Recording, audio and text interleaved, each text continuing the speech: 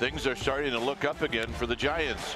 Winners of 3 in a row. In a win today, they sweep Cincinnati, and they're in the thick of things in the NL West. But standing in their way is the newest member of the Reds, Matt Harvey. The former All-Star is looking to turn himself around and prove everybody wrong in Game 3 of the series next.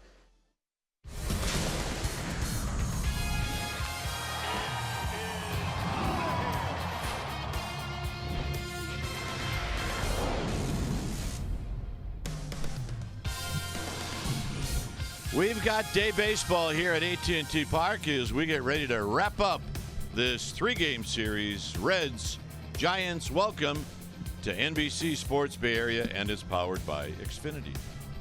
Hi again, everybody. I'm Dwayne Kuiper. Alongside me is Mike Krukow. Giants won the first 2 games in this series. So now on this really nice Wednesday afternoon, Giants are going to face a guy that has switched teams, and that's Matt Harvey.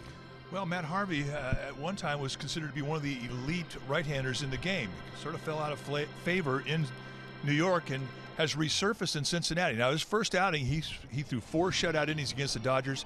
It'll be interesting to see what he brings into today's game. It'll also be interesting to see what Andy Suarez does.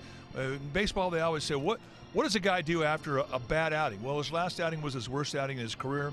In 4 innings, he allowed 7 knocks, 2 walks. He gave up 5 runs. So the Giants are going to watch him closely to see how he rebounds. Hopefully he can get back on track, give this team a chance to win. Sandoval at first, Belt in left, Hundley behind the plate. Stay tuned. We'll take you to our NBC Sports Bay Area studios for an update, and we'll do that right after this.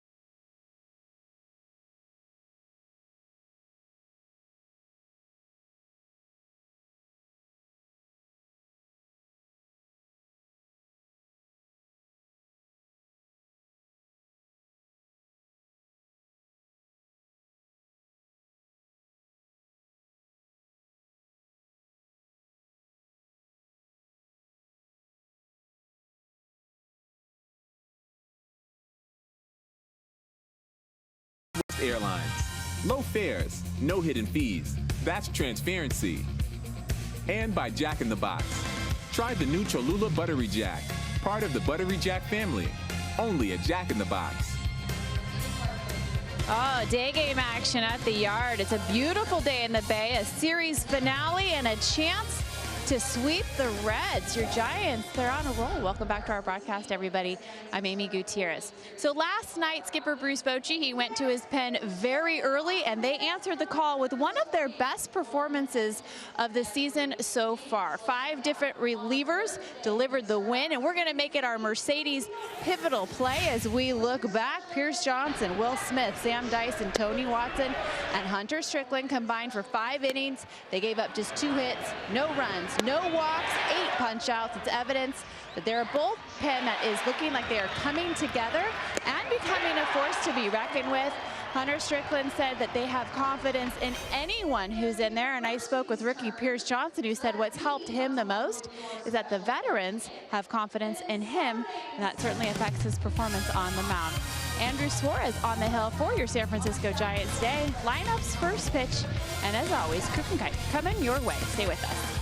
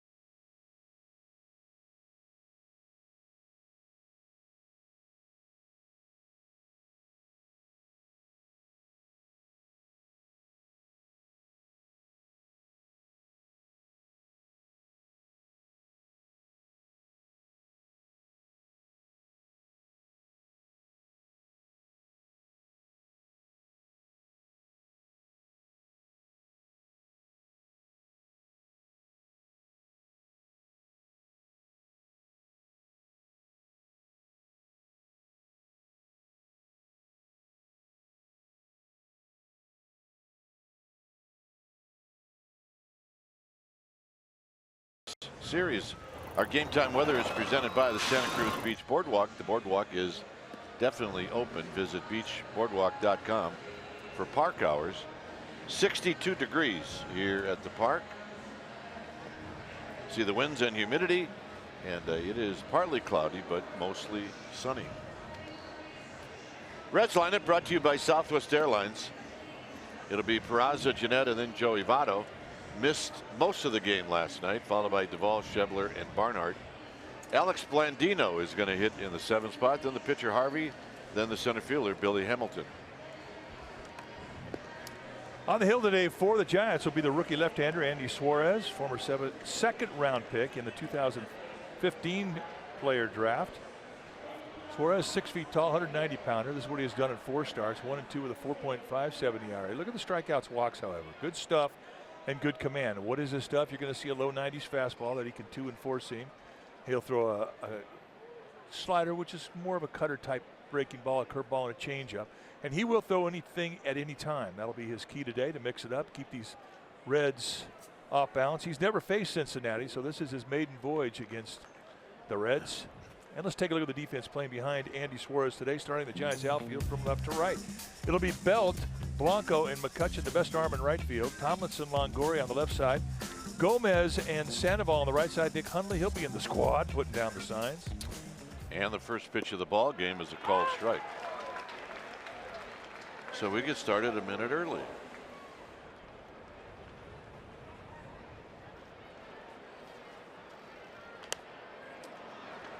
Peraza fouls it out of play, hitting at 265. He's got a couple of home runs. He's got 10 runs batted in.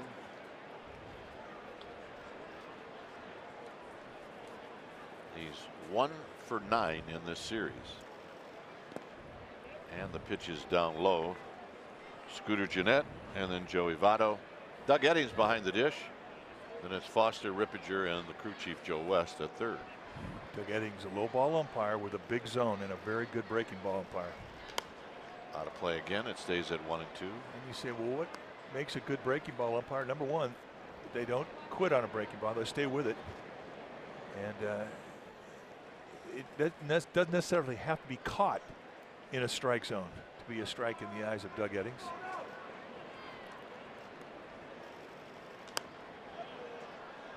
Suarez threw that at 93, and he likes to pitch inside. I mean, he'll hit mid 90s. I mean, his topped out at 94 the previous pitch, but you know, he's a guy who is still young. I mean, he's 25 years old, and it's believable to think that he may pick up another couple of miles per hour before it's all said and done. He still hasn't gotten as strong as he's going to get.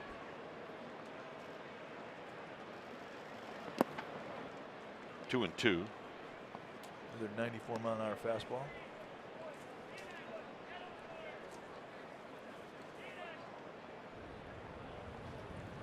Giants won 10-7 on Monday, 5-3 in the game last night.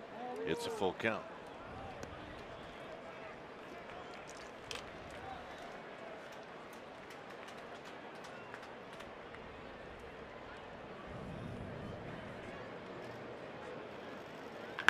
Hooked foul down the left field line. Suarez had first inning troubles in his last start. That was on Friday night in Pittsburgh. It was Starling Marte who hit a 2-run home run off of him. Here he gets knocked off the mound on a line drive to center field. It's almost as if the more pitches Peraza saw, the more comfortable he got. I feel the same way. Suarez worked himself into a get it in situation. Didn't want to walk him, make him swing the bat. Peraza with a nice AB. Here's Gennett, red hot when he came into town.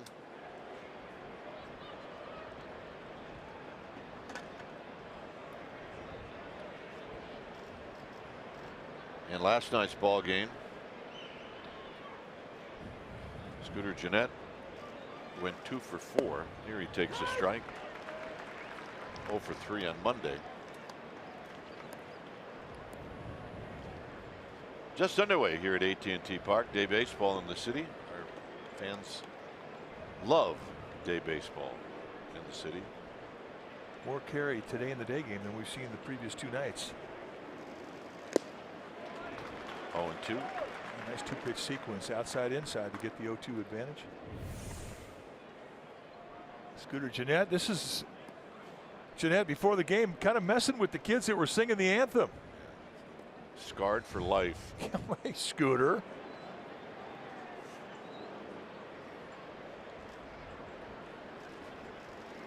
Out of play. 20 years from now, they'll say, well, why don't you like baseball? Well, let me sit down and tell you why. We got attacked by a scooter. This guy named Scooter scared the snot out of us, and we never liked baseball since.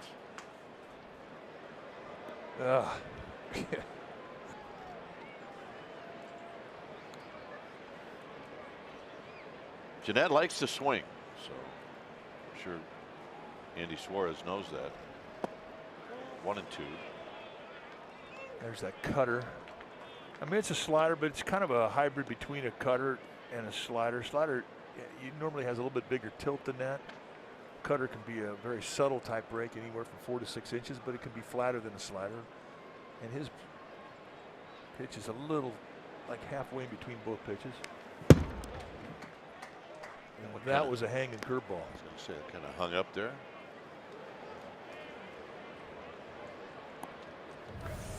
That last pitch brought to you by Pitchcast by SoFi, a modern finance company. That's a hanger right there. That was a hanger.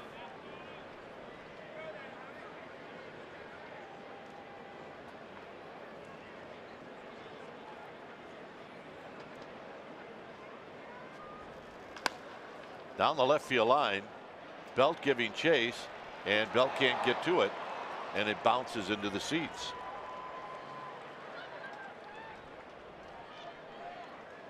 So a double for Jeanette, and that'll bring to the plate Joey Votto. Peraza has to go back to second base, or to third base.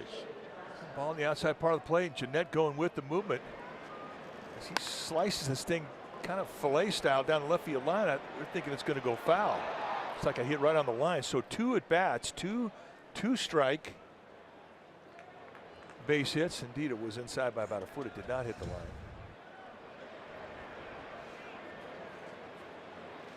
In tight to Votto, 1 ball and no strikes. Votto at 289 with 6 home runs, 23 runs batted in.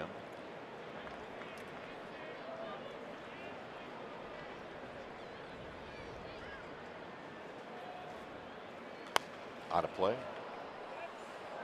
You figure that when a pitcher sees a hitting team for the first time, he'll have the advantage, especially in 2 strike counts. It has not been that case today. Joey Votto fan.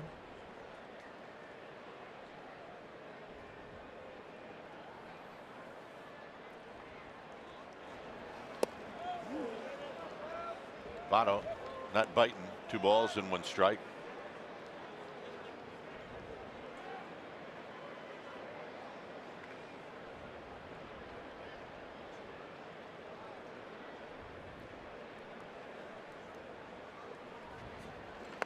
Check swing, foul. Joey Votto not happy with that strike. Check a swing, it hits the bat. Only one thing worse, and that's checking a swing and putting it in play.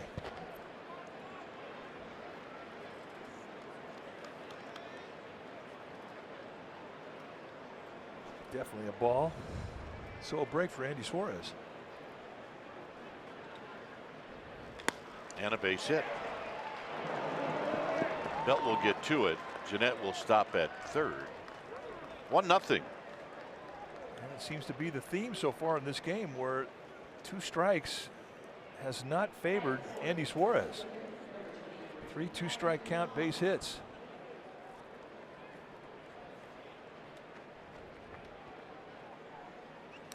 Well, the dilemma for Bruce Bochy is Johnson, Smith, Dyson, Watson, and Strickland all through last night. Jeanette and Votto opposite field hitting on top. Down low to Adam Duvall.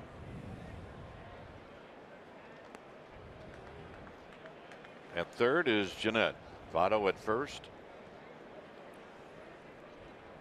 Well, and this is going to be a test for Andy Suarez, because right now it's real easy to hit the panic mode and lose your concentration. And when you lose your concentration, you lose command of the strike zone. Right now, the situation defines that he should be pitching for that ground ball to minimize the damage here. If he could get a double play, he'd give up a run. But what he has done is he's missed twice, and he's created a good hitting opportunity for Adam Duvall. High and deep to left and gone. You mean like that? I like that.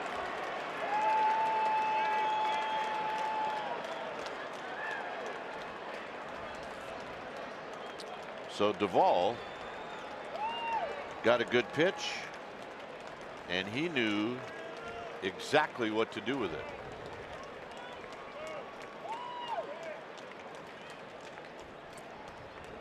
Now, the point you make about Andy Suarez, he needs to pitch. He needs to eat up some innings. So right now, you're going to find out what Andy Suarez is made out of. There's a 2-0 challenge, middle in, and that is right in the wheelhouse of a good fastball hitter. Duvall likes it middle in, just above the knee, and that was on a tee for him. So Schebler, hitting .255, stands in.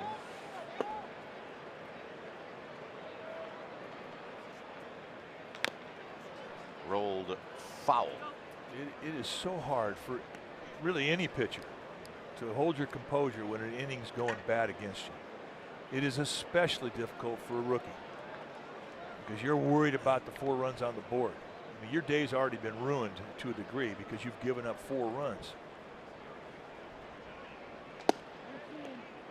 What you learn at this level, if you pitch long enough, is that you identify the pitch and then commit everything to a pitch. You can't have half your brain on the scoreboard worrying about 4 runs.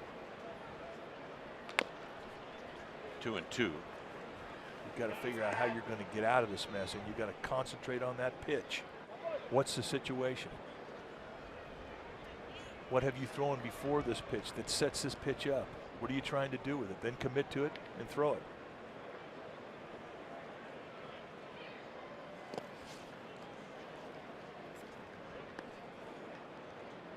"28 pitches and a 3-2 pitch coming up."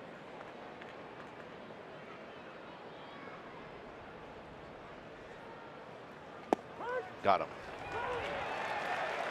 And that's a quality 3-2 pitch. And Schebler, who's been hot, just got U-turned back to the Reds bench. And that's a nice win for this young left-hander when he absolutely needed a win. 93-mile-an-hour cut right on the outside corner at the knees. See ya. On the ground to third. 2 down. That was Barnard.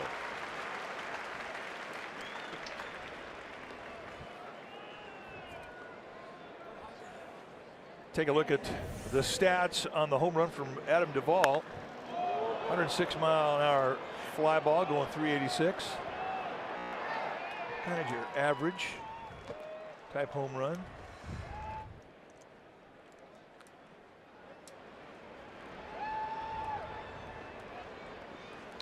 Here's Alex Blandino. He takes a strike. Blandino, as a pinch hitter in the game last night, picked up a base hit. Local kid out of St. Francis High School, went to Stanford.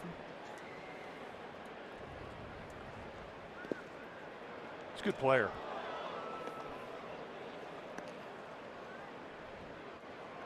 And he's the type of player that can do a lot of things for you. He can play a number of positions. And it's third base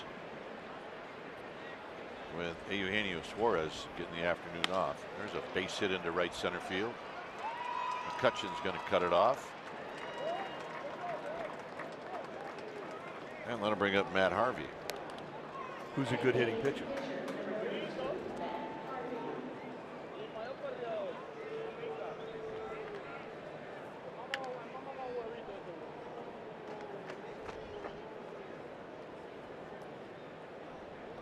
Harvey on the year is 2 for 9.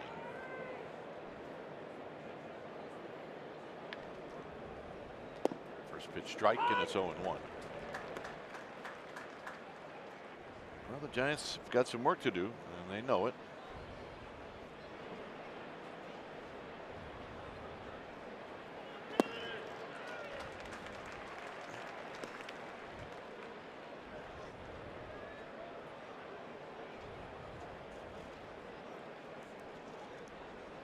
Blandino does not have a steal.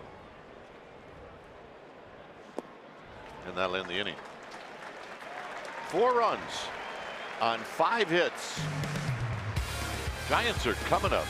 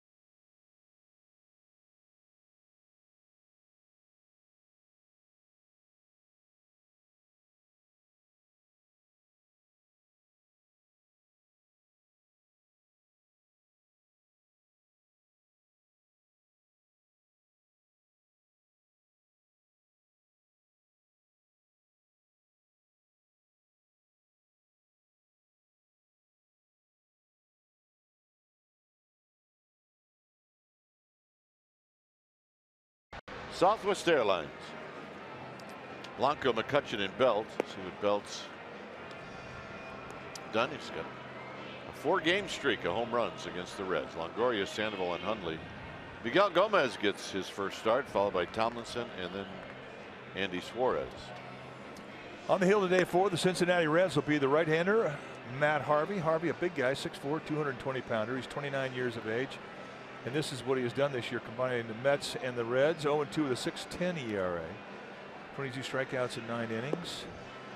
And when you take your at-bats against Harvey, I mean, you're going to think fastball. His fastball will go low to mid-90s. He's got a curveball, slider, and a changeup, a 4-pitch guy.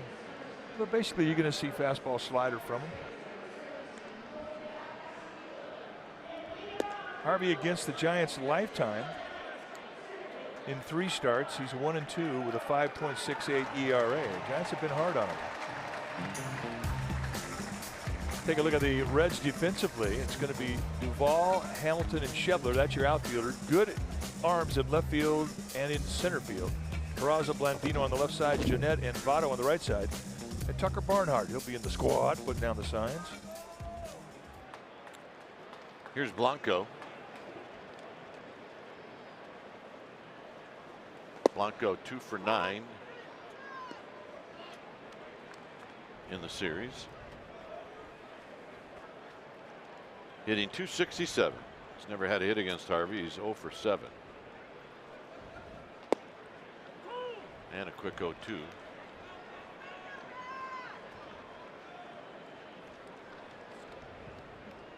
McCutchen to follow. And then Belt. Down the left field line and a fair ball. And Blanco's got a leadoff double. Boy, that came in an 0-2 count. And it really may have been a breaking ball was up, but it certainly was not over the middle of the plate. I mean, it was on the outside corner. The way you beat it is to go to left field like Blanco does. Watch the location of this pitch. I mean, that's out of the strike zone away. And it was up, gave him some room. And to his credit, nice piece of hitting going the opposite side. That's a sweet swing right there. Does it feel better when you do it at 2-strike count? Yeah, and in your first at bat.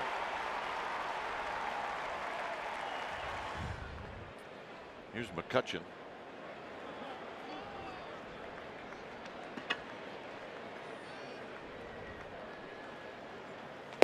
Strike to McCutchen. 4 for 9. Lifetime against Harvey with a home run.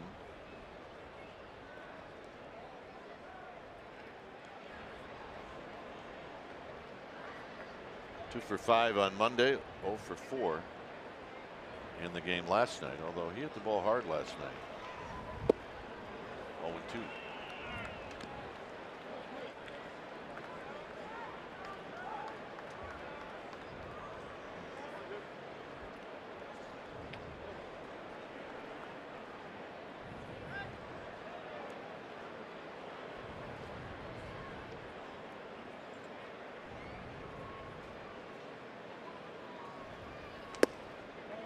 And above the belt to make it 1-2. Guys would love to just get a number on the board after giving up 4 in the top of first, just to let the Reds know they're out there.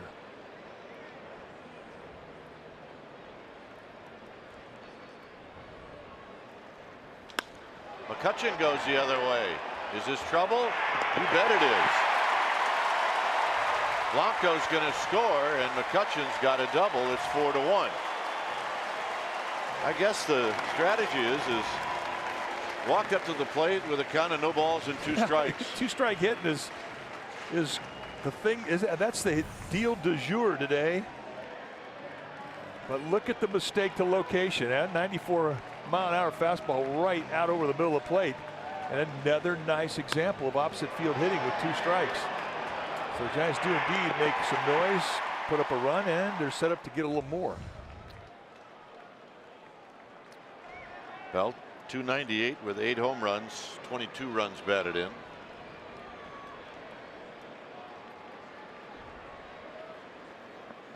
Belt had 3 hits on Monday,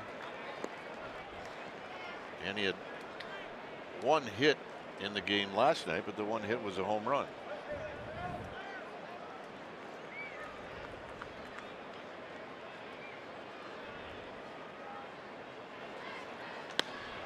skies this one out to left field for Duvall.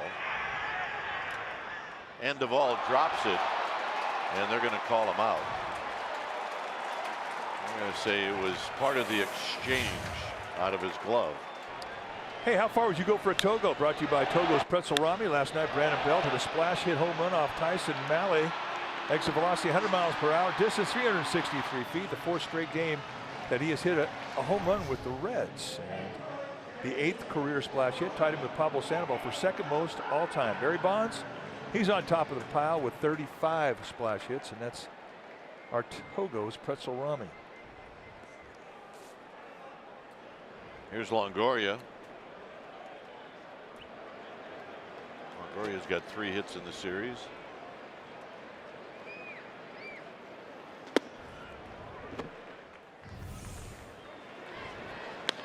Take a look at the exchange from glove hand to bare hand for Duvall as he is anticipating a possible tag up from McCutchen. He definitely caught the ball, had possession, and the play was called correctly. That's a sweet spot. Yep.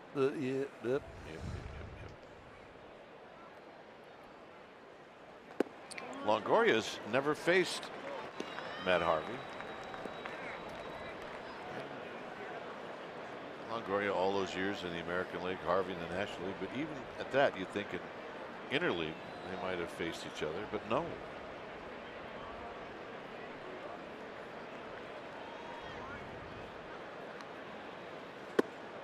Three and 0.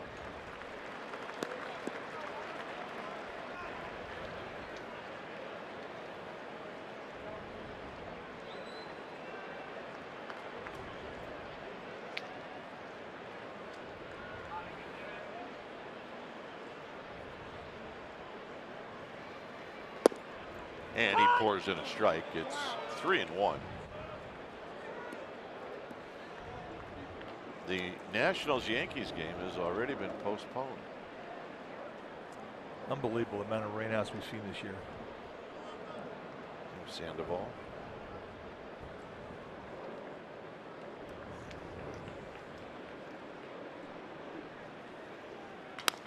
On the ground and a base hit. McCutchen had to freeze, and that'll put runners at the corners.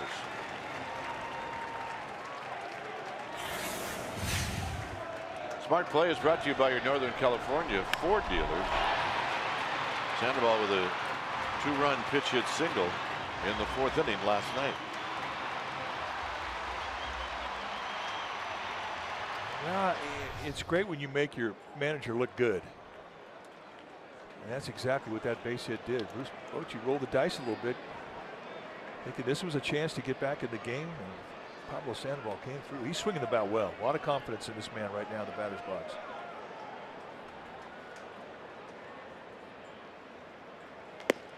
And a strike. He's never had a hit against Harvey. He's 0 for 5.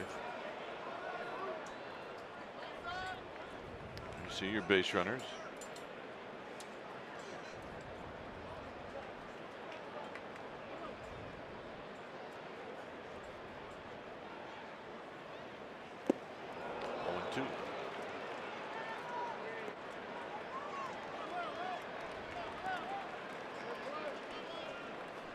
Harvey will pitch for the strikeout here with 1 out, runner at 3rd.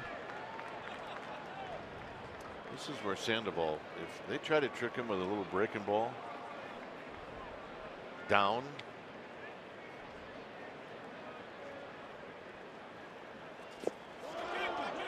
no swing.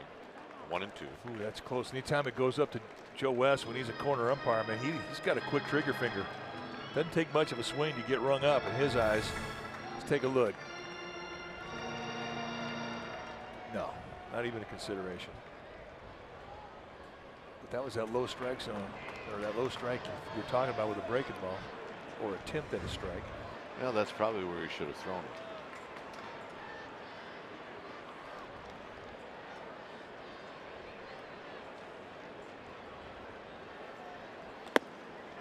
Two and 2. That's his reach back velocity at 95. We first saw Harvey, I mean, he was high 90. He was 96, 97, 98 when he reached back. had Tommy John surgery. He's had a number of really big injuries. He's a comeback player of the year a couple years ago.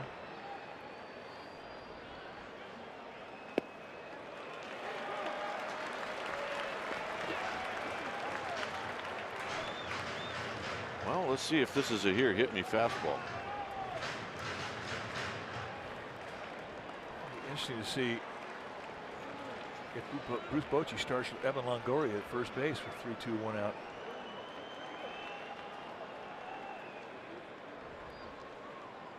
He goes. High fly ball, deep left center field. On the move is Duvall, still on the move. He makes a terrific diving catch, and coming in to score is McCutcheon. That's a great play. Well, you expect those type of plays from a Gold Glover, and that's exactly what Duvall is. And he knows this ballpark. Well, and it is indeed a spectacular play. It just hung up there a little too long. Give him some room to get extended and get to it. As it turns out, it's a great at bat from Sandoval in a 2-strike situation to get that sac fly.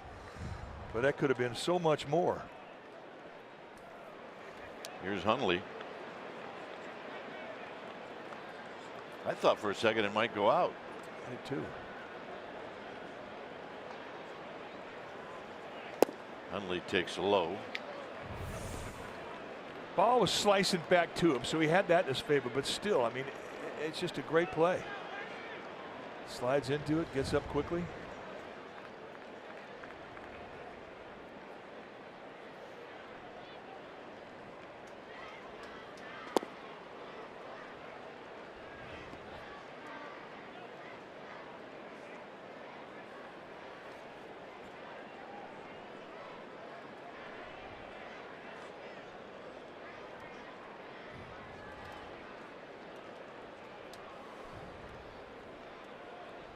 One and one to Hundley. Out of play.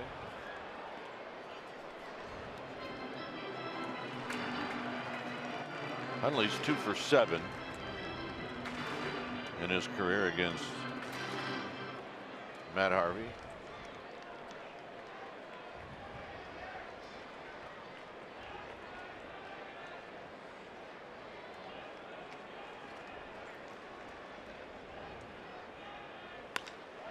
And he shoots it to right, but it's right at Schebler, who makes the catch to end the inning. Giants with 3 hits in the inning, a couple of doubles and a sacrifice fly. After 1, it's the Reds 2, or make that the Reds 4 and the Giants 2.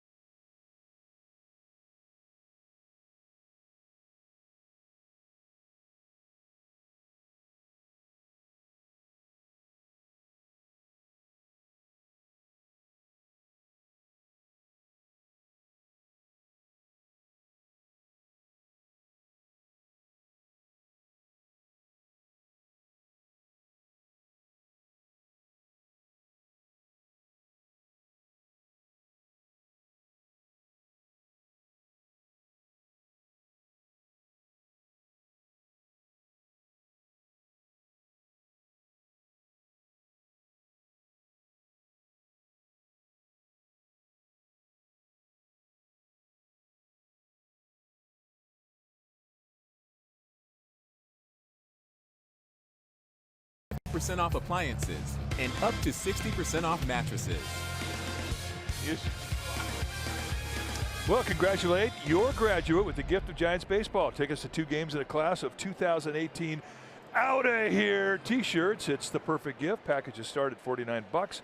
Go to sfgiants.com/grad for more information. There's my son Chase out there. They're about ready to have a little bit of a party. His fiancee Alex. And that is the Bugle End, the name of that boat. I don't know how I can tell if that's Chase or not. Oh yeah, he's got his gear on. He's ready to go. He's got the gear on. There's a foul out of play. Billy Hamilton to lead things off. Hamilton, Peraza, Scooter Gennett. So maybe a little life now for Andy Suarez. Good pitch, 1-2. That's the pitch he needs to establish, and that's his curveball. And he indeed has life.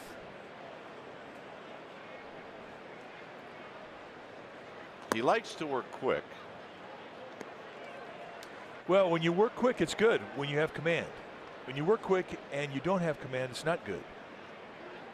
Because you get bad counts in a hurry. Got him. Amy G's here. Amy, what do you got? All right, gentlemen, an update on Buster Posey. A very scary moment in last night's game when it wasn't a foul tip. It was like a foul shot that he took off the mask, but he's doing good. He's not getting to play today, but it's just a precautionary measure. They're giving him a day. He is available to pinch hit. Somebody very happy to hear this news, guys. Joey Votto, who was at the plate when it happened, I talked to him, and he said he's been around this game long enough to know that when that foul tip can actually phase a catcher, and he definitely knew Buster was phased. He immediately reached out to him to check on him, but also to catch him in case he fell. He went on to say that he just hopes that Buster stays healthy because Buster Posey's good for the game, guys. McCutcheon coming in, and he'll have to back off on the base hit by Peraza, who's now 2 for 2. 2 opposite field hits for Peraza. Well, it just worries you because of what we've seen in the past. I mean, you think back on Mike Matheny, and it cost him his career as a catcher. One of the best defensive catchers we ever saw, and his career cut shortly because of this. Was the direct hit. You see the ball just stop right there as it hit the chin of Posey, and you can see Votto reach in to grab him by the shirt so he doesn't fall back. It definitely put Posey back on his heels.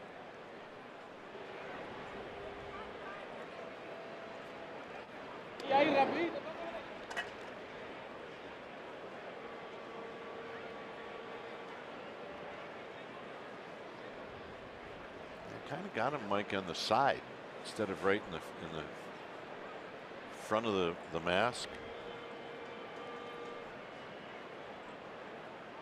Runner goes, swinging a bouncing ball. Sandoval's got it. Nice play. I think that's one of the toughest plays for a first baseman because you're holding a runner on. You're standing on first base. Now you've got to come into the playing field. Your momentum's going towards second base, and when a ball comes back your way, it's a bit easier for a right-handed first baseman because the glove's on the left side. But I mean, you don't really expect it that much to come that way. Drop it, step on the bag. Yeah, the one thing he's always had is good hands.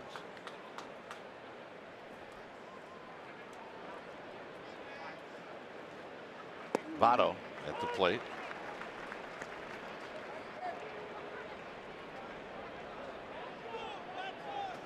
Votto with an opposite field single in the first inning.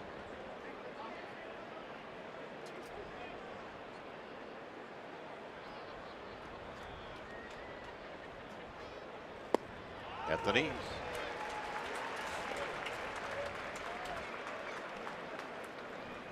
It's important at bat here for Suarez as he goes forward in this game.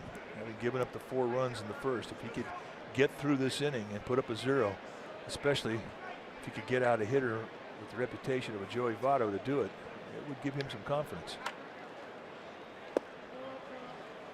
1-2.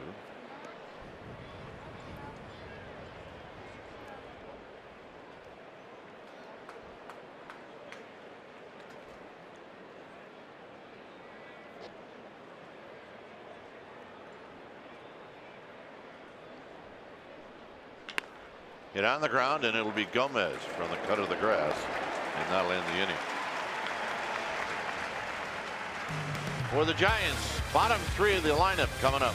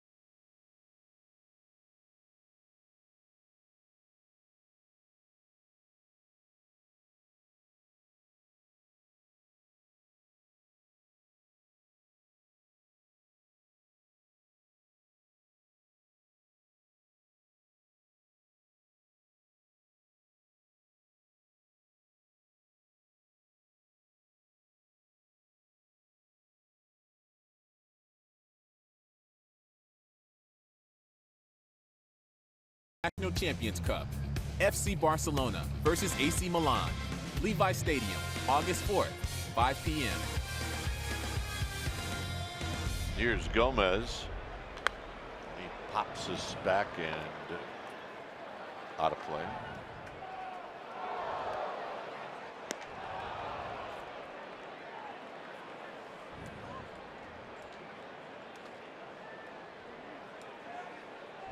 Gomez hitting in the 7th spot.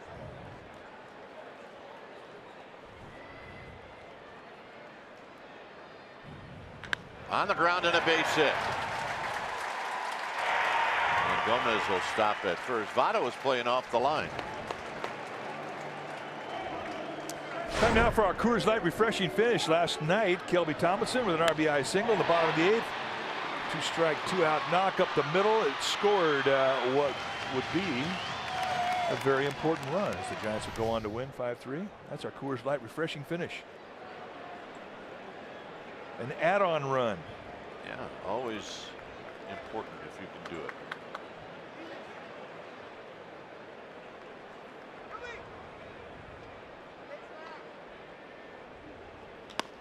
And a base hit.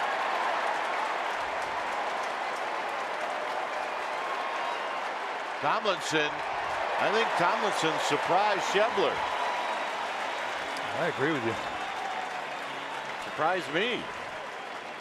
Now, Kelby Tomlinson, he and Gregor Blanco, it's kind of neck and neck as to who the fastest Giant is. But he was thinking 2 bases right out of the get-go. And he gets out of the blocks well, and as soon as he reads this, where he knows that Schebler's got to get himself positioned and angle his body, he's thinking that's all the room he needs, and boy, was he correct on that. That's a nice read, good instinct there. And there's that speed we're talking about. Here's Andy Suarez. And the pitch is a called strike. Generous. Andy's 0 for 7 in his career. He's working on it. He's trying. I mean, he never hit before. Anywhere. 8th grade. 0-2. When was the last time you hit? 8th grade. I mean, it's like, all right, so here's the big leagues. Go get him, kid.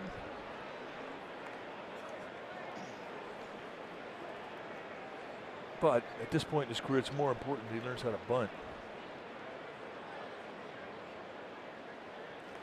And he takes high. 1-2.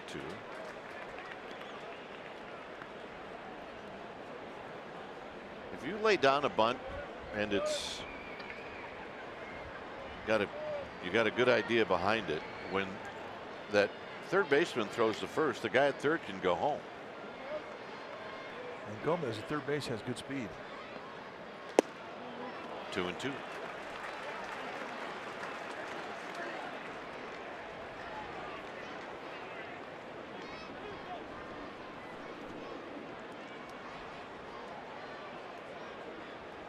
See if Andy Suarez can put the ball in play. Tap to third. And he got him. He put it in play. Yeah, that's a play if you're Gomez. When that third baseman comes in to field the ball, you can go as far down the line as that third baseman. Well, you're right. And if you look at his motion, watch Gomez at the runner at third base. He's going back to the base. Yeah, he can now keep going. I mean, he could have gone out as far as Blandino.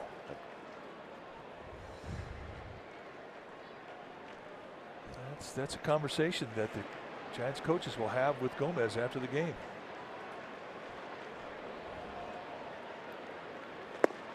And a belt tie strike. It's 0-1. Blanco not enthusiastic about the call.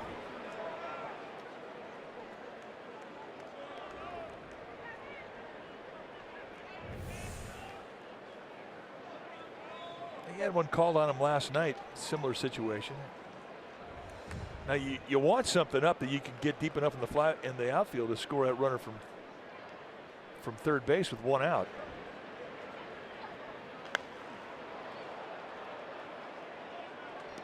Reds are playing the middle infielders back. I mean, any ground ball up the middle, I mean, you're going to see Gomez going on contact. Reds will give up a run to stay out of an inning where you give up more than one. So for Blanco, he's got to put the ball in play here.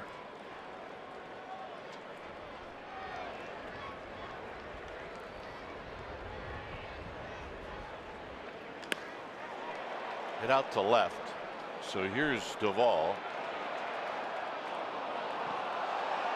And a horrible throw.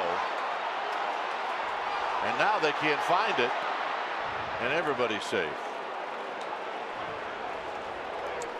Just inexperience.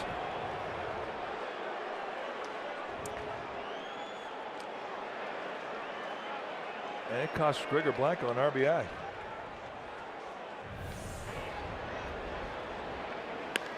I mean, they know that Duvall has a good arm, but that's deep enough to where you got to challenge a guy. And there you see the two-seam sinker that he throws way wide of the mark. And in the end, Gomez does the right thing. And once he had a hesitation there, halfway down between third and home, he had to go back. So here's McCutcheon.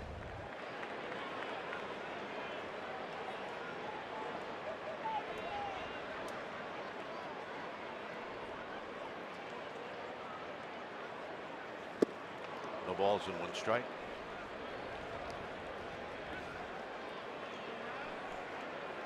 McCutcheon doubled down the right field line in the first inning.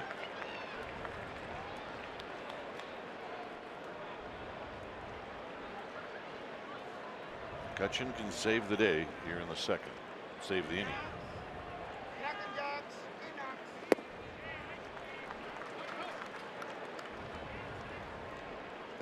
Belt on deck.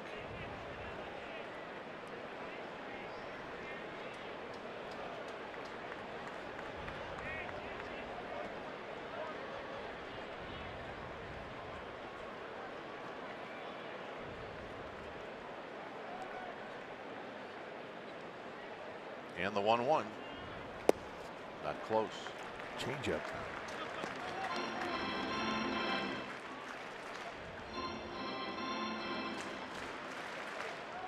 And Harvey was a power arm. I mean, power arms, they don't have to be that fine with their command because they throw so hard and the breaking balls are so hard.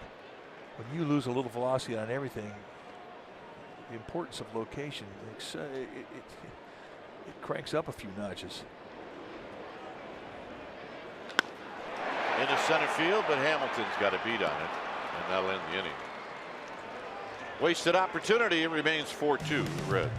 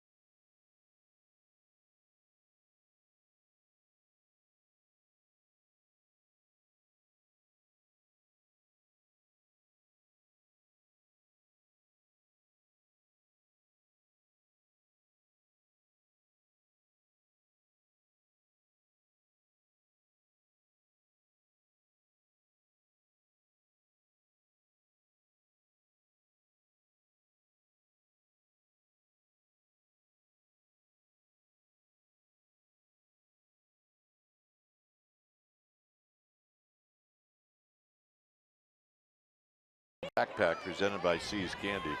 It's the Giants and the Rockies, and tickets are available at sfgiants.com. Gamer babes are here. Here's Duvall to lead things off. 4-2 Cincinnati. And a foul out of play. It's no balls and 1 strike. Duvall with a 3-run home run in the first inning, his 8th of the season.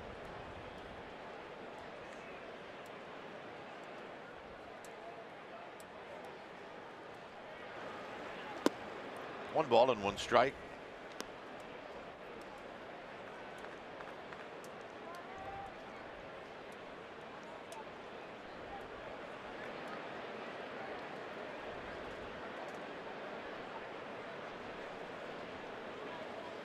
On the ground up the middle. Tomlinson's got it.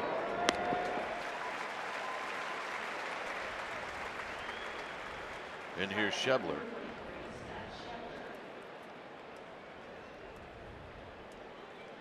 Shebler struck out looking in the first. It was the first out that Suarez recorded in that first inning.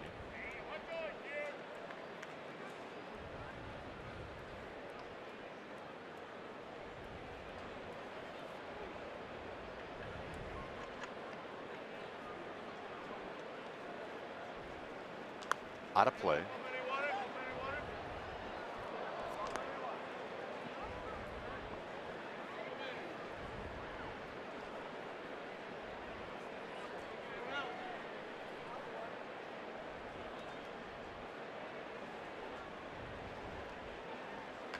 On the ground to Gomez.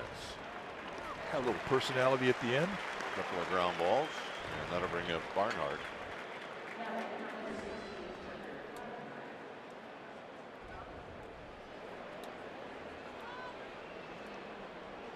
Well, you know it's garlic fry time, especially if you're wearing a tie. I mean, that is to impress, I got to tell you. I'm impressed.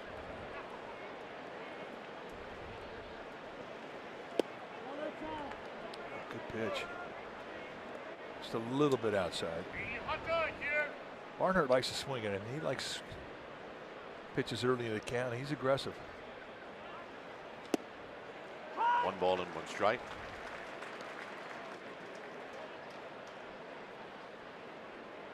Foam fingers. What a great idea.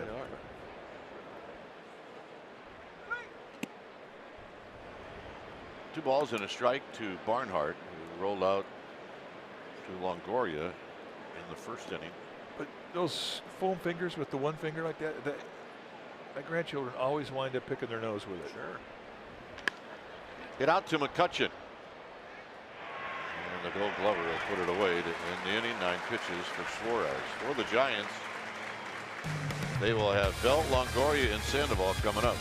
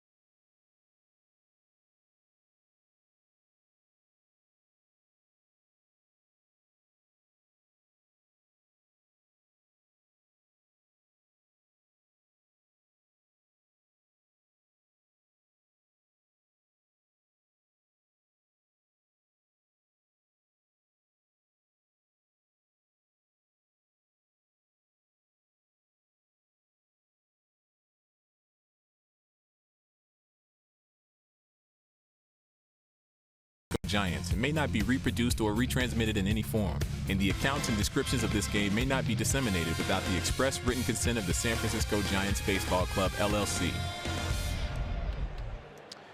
Well, this game is available to stream on NBCSportsBayArea.com and the NBC Sports app for mobile and tablet.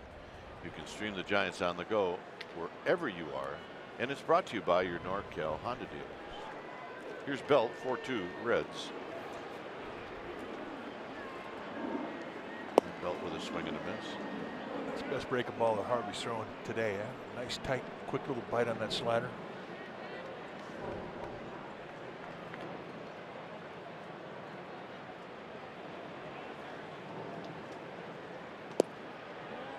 Tried it again. It's 1 ball and 1 strike. That's still a high velocity breaking ball at 88 miles per hour. When we first saw him, he'd throw that pitch at 99 miles per hour. There was some true electricity behind that pitch. High drive to right. It is out of here. In bunches. In bunches. And that's 5 games in a row that Brandon Belt has hit home runs against the Cincinnati Reds.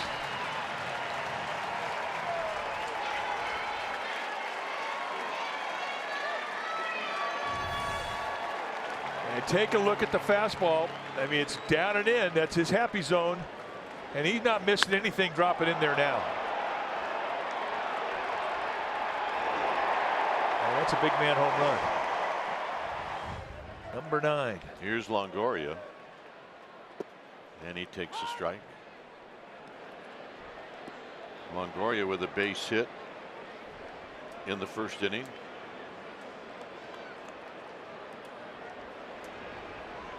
And he takes high with Pablo Sandoval to follow.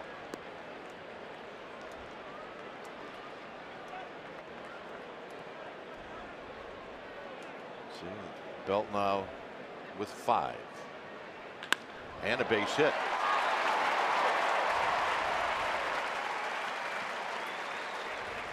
Been some loud contact in this game, partner. Well, we've seen a lot of pitches just drop in the fat part of the strike zone. I mean, take a look at Brandon Belt and look at him squaring up. I mean, for a big man, that's about as quick a swing as you're going to see in the league. And he is making mistakes. The guys who throw him, he's making them pay, and that's normal speed. And you can see the quickness to it. But it's just a good pitch to hit, and Harvey has given the Giants a lot of good pitches to hit today. Reds start getting their bullpen going. Sandoval hit a drive up the alley that Duvall made a diving catch on. And it ended up for Sandoval a sacrifice fly. I mean, think back to Tim Lincecum when he first got to the big leagues and the electricity he had. He didn't have to have pinpoint control. His stuff was so good and he was so different the way that he threw the ball. He didn't have to have pinpoint control. When he started losing velocity, that became more important. And it's happening here to Harvey. Out of play.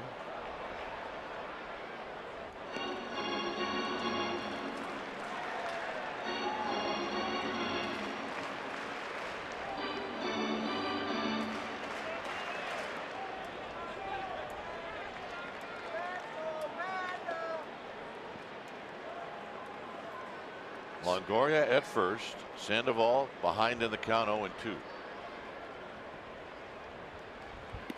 he chases a pitch down and in for his first strikeout. That was a good breaking ball. We talked about the velocity that Harvey has lost, and you see the graphic when he first got to the big leagues. His average fastball was almost 96 miles per hour, and now it's a shy of 93. Average fastball in big leagues now is about 92.7. I mean, that's average. With the loss of velocity, command becomes more important, and that will be his challenge as he goes forward, because it's unlikely he's going to get that velocity back. We were having this discussion, Javi Lopez and I, with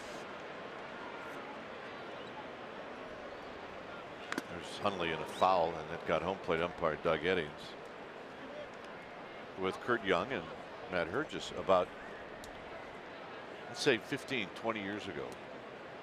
The velocities of pitchers were certainly not as high as they are now, correct? Correct.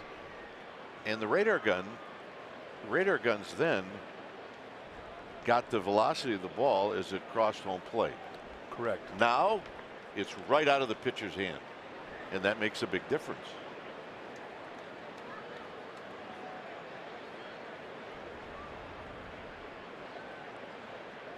Hundley hits one into center field. Hamilton's going to track this one down. 2 outs. Well, it does make a difference. The average fastball when we were playing was 89 miles per hour. That was the average. Now it's 92, almost 93 miles per hour. So that's kind of, it's probably a little bit closer than what we think. I don't think guys are throwing harder now than what we saw with, Lee Smith and Nolan Ryan and Tom Seaver. I mean, I just don't. But I mean, I don't think guys are throwing harder than Walter Johnson threw back in the, the 20s. Just more of them. But now guys have 2 types of movement on the fastball. They all have changeups. They've got sliders, cutters. I mean, the game's evolved. I keep thinking that if they use the criteria of getting it right out of the pitcher's hand, the velocity, then Nolan Ryan was throwing 105. On average. Yes.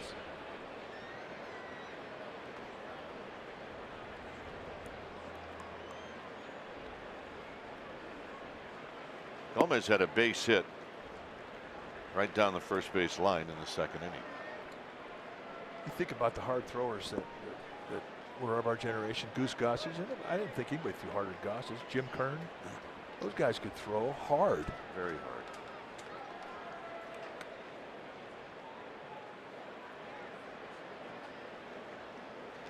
Fouled to the backstop. Here's the numbers on the Belt home run, if you're into this. 105 miles, almost 106 miles per hour at 403 feet. 2 rows back. Yep, Yeah. Gamer Babe got it. Not the first time she's made a play.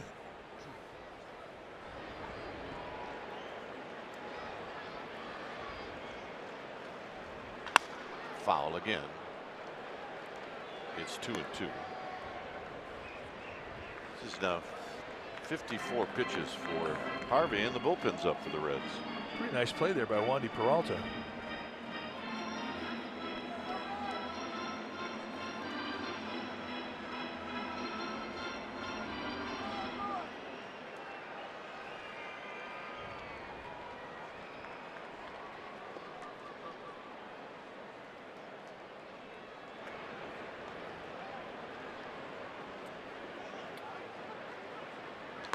Foul again. Trying to throw that same kill pitch that Harvey threw to Pablo Sandoval. Miguel Gomez, I mean, he's a wild swinger, but like Sandoval, he's a guy that can hit a pitch that's 4 inches off the dirt or 4 inches above the shoulders. He can barrel just about any location. 2-2. And a quick toss. Longoria is back.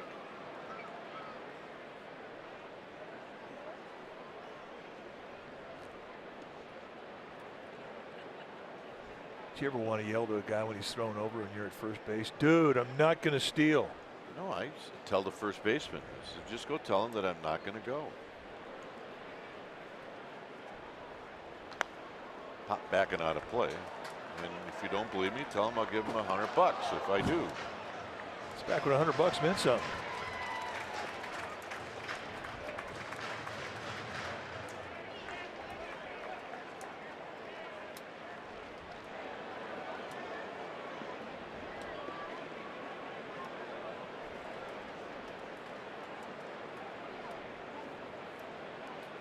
And another 2-2 pitch from Harvey to Gomez. And a good take. It's 3-2. Well, that was his chance to go out of the strike zone. And it was a good take.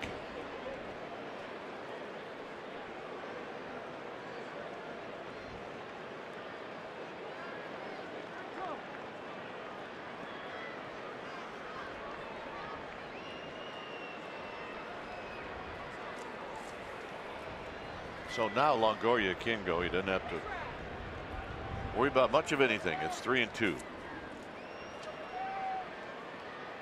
Got him, and that'll end the inning.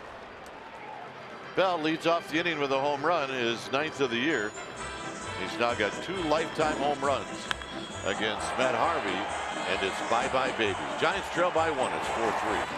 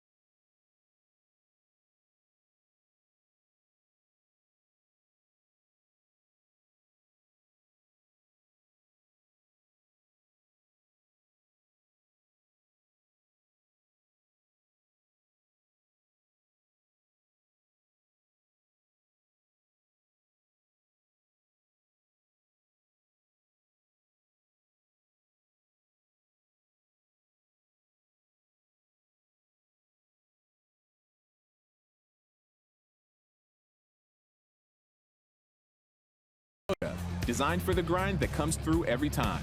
See your local Toyota dealer today. Toyota, let's go places. Here it's a 4-3 lead for the Phillies, as Blandino is going to lead things off, and he takes a call strike. I believe I said the Phillies. What are the Phillies doing? Can't find them on our board. Well, they got rained out yesterday. I'll find out here. I think they won 4-1 today in Baltimore. Yes, they did. Every year, those scoreboards out there seem to get a little further away. I don't know if you've noticed that. Yeah, I've got the same problem. I can't imagine that the Giants in the off seasons are moving these booths back. Well, that's what I'm saying. The wall further out. 0-2 to Blandino, who singled in the first inning.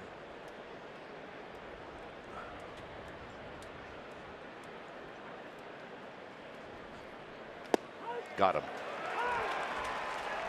Let's check in with Amy G.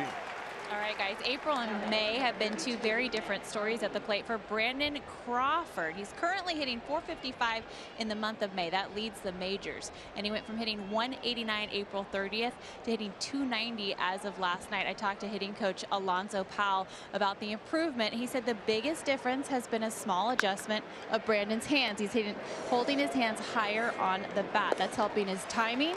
He said combine that with his discipline at the plate, and that he's great at looking for his pitch, and it's all coming together. Gentlemen, he also added it doesn't matter how long you've been in this game, pep talks are good, and you got to remind the players you can do this. Dwayne? Yeah, we were always into pep talk. I don't know, but I always enjoyed it when you give me one. Well, I had to give you so many. I mean, you know, I keep you going. Hey, by the way, I've heard that one before. Can you give me? Can you go with number 7 on your list? Pep talks are good. There's a foul just to our right.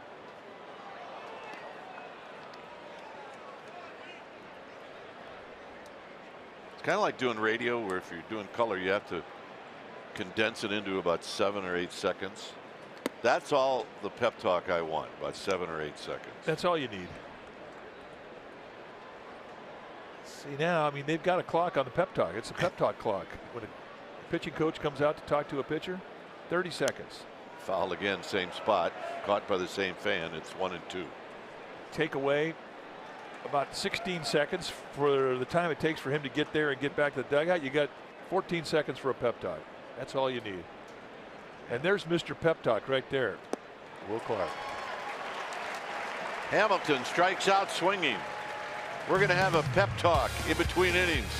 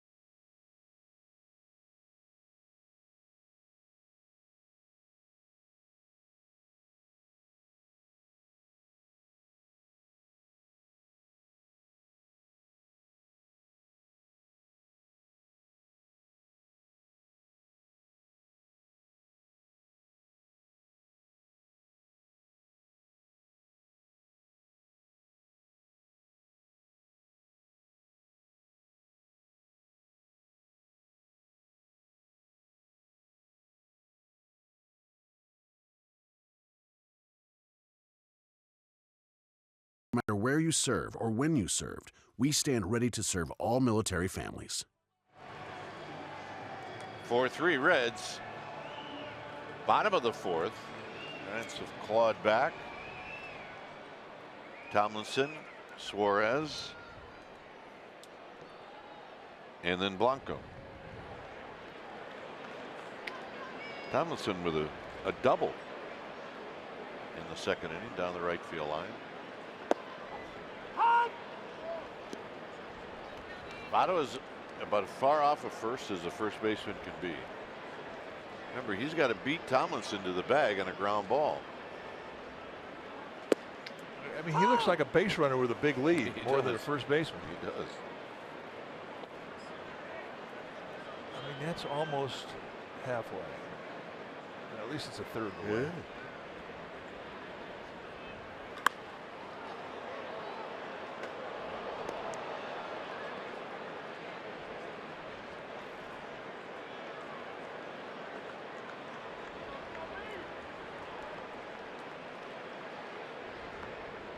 And another 0-2 pitch. High, 1-2. I mean, the way Harvey's pitching Tomlinson, he could literally just poke one right down the first base line. I mean, it's much harder than saying, well, he could just poke one down the first base line, but he could do it. Got him. Well, Xfinity X1 customers say, show me the San Francisco Giants into your X1 voice remote. Get live stats on your TV. Change the way you experience TV with Xfinity X1.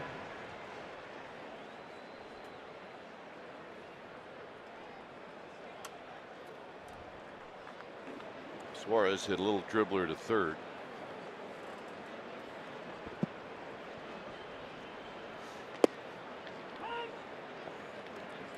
Taken all the way. This Bochy will do that a lot with hitters, with pitchers who are not great hitters, and he'll make them take a strike. Sometimes he'll make them take two. And believe it or not, sometimes he won't let them swing at all.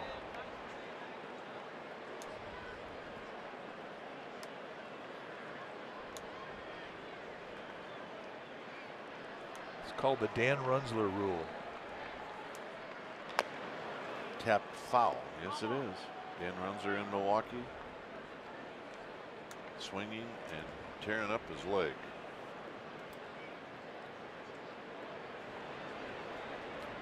And you see it did it in Denver. But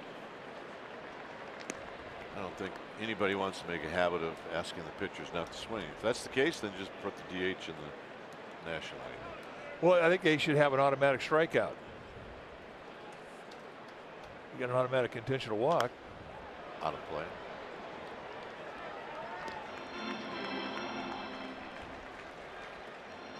Let me think on that one for a while, because right now it's not making a whole lot of sense, but I will think about it. No, it doesn't make sense.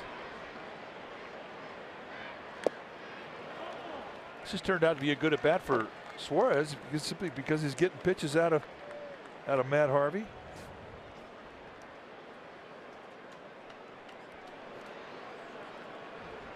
This will be pitch number 70 for Harvey. And he got him.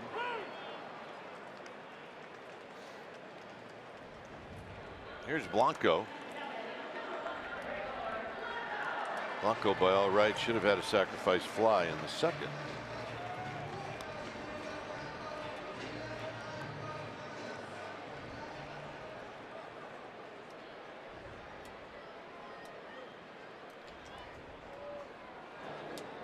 Hey, Johnny Bench is here.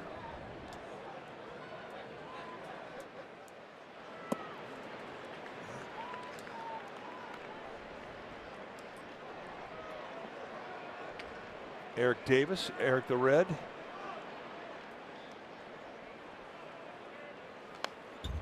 Fouled off the backstop. You know what's great is, we have a guy here in this ballpark, Marty Brenneman, the voice of the Cincinnati Reds, was there in the mid-70s when the Big Red Machine was rolling.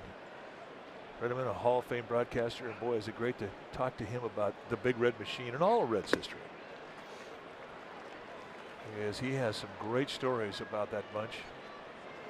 And they were an offensive machine, the Big Red Machine. Hook foul. Yeah, when Marty started out with the Reds, it was right when the Reds started to be the Big Red Machine, and he was just about the exact same age as all of those guys on that team. There's Marty.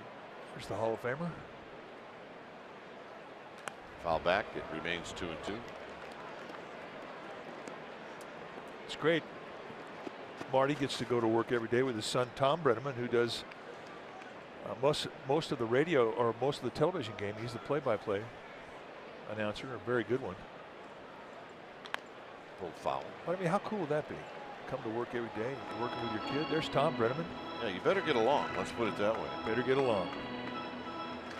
Tom Brenneman, who's been with the Cubs, the D-backs, and has come back home to Cincinnati with his pops. 45th season for Marty Brenneman.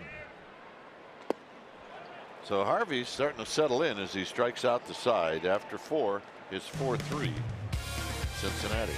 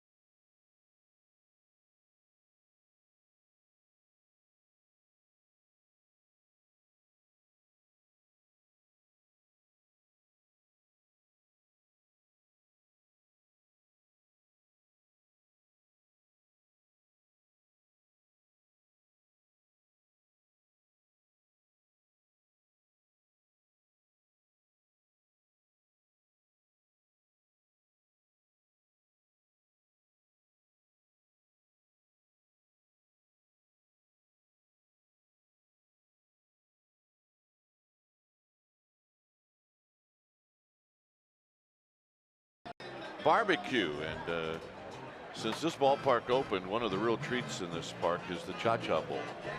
And there it is right there. It's fabulous. If you come out here, you got to try one.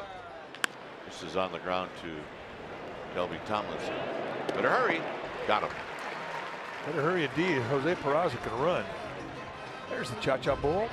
That is a big hit in the Kuiper household.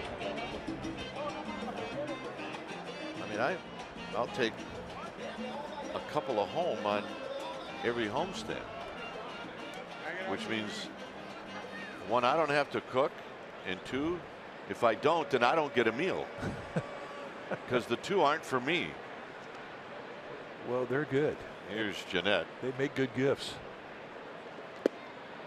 And a call strike to Jeanette. He's doubled and he's rolled out to first. Anyway, check it out. The Orlando's Barbecue, center field. Center field's a good spot for food.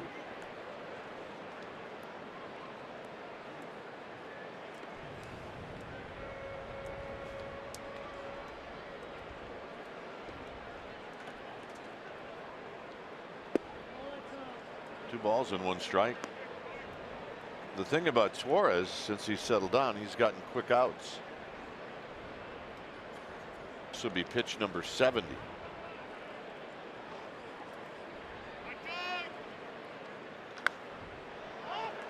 Hundley, or is it going to be Longoria? It's going to be Hundley who makes the catch.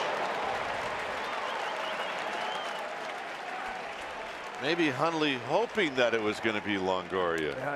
It's just such a difficult play to describe because as you have a pop-up go directly above you as a catcher, you turn around, you face the crowd. Now it's going to come back to you, but here in this ballpark, you get drift. And there's the push, and it almost pushed away from Huntley. And remember, he didn't have a big pocket on that catcher's glove. It's not like a normal glove. He still puts it in the sweet spot. That was a nice play. That a bit. It's rare that I'll put an exclamation point behind a pop-up, but I did on that one. It comes back and full extension to a high backhander. Piece of cake. Votto out of play. 1 ball and 1 strike. What's great about Nick Hundley is you'll ask him about a play like that after the game, and he won't even try to mask it. He'll tell you exactly what was going on between his ears when he was trying to make the play.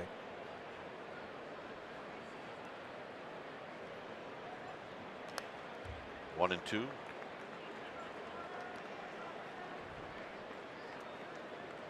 "36 pitches in the first inning for this young man." We said this is where you're going to find out something about Andy Suarez, and well, those are your results.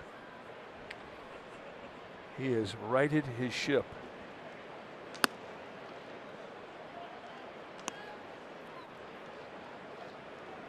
.53% four-seam fastballs. So it's been fastball slider more than 75% of the time, but he's throwing all his pitches. And having said that, this becomes the broadcaster's jinx big pitch. You know, Votto's a very tough out. Duvall's the one who's got all the power, and he's on deck. So down the left field line, foul.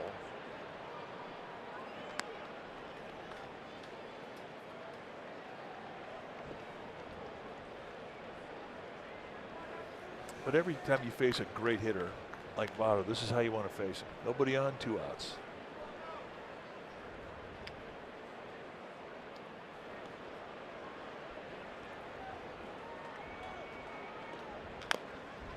Tapped to Sandoval, and that's going to retire the side. I was following Votto, and nope, it's a foul ball. I was going to say I was following Votto, trying to figure out why he wasn't running. Bruce Bochy's coming out, and I don't think the umpires really know what happened, to be honest with you. Well, I think they were watching Joey Votto. Like I was.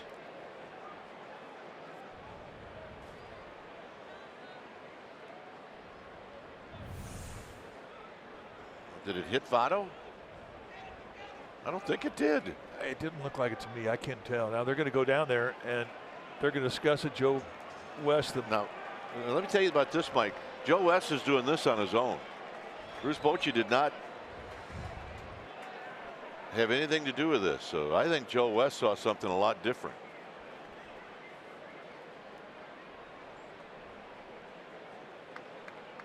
I'm not sure if Joe was confident. That's why he's bringing the huddle in. If it hit him off of his front, right by his right knee as the ball comes up on the bounce.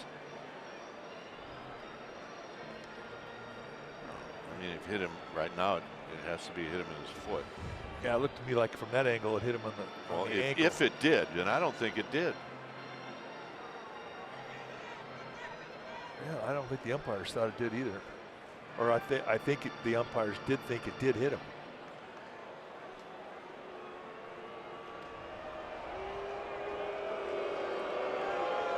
I mean, there's a reason why Joey Votto continued to run.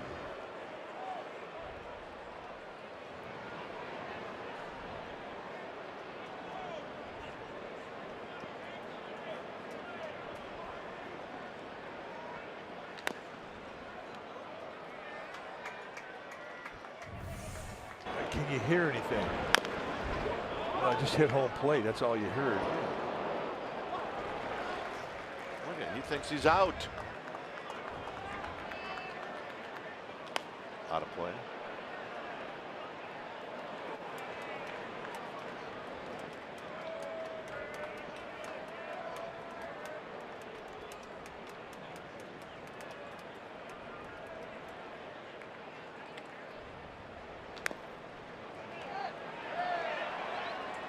Pitch. And this is where Kurt Young, the Giants pitching coach, is grinding because of all the extra throws he's taken out of the arm of Andy Suarez.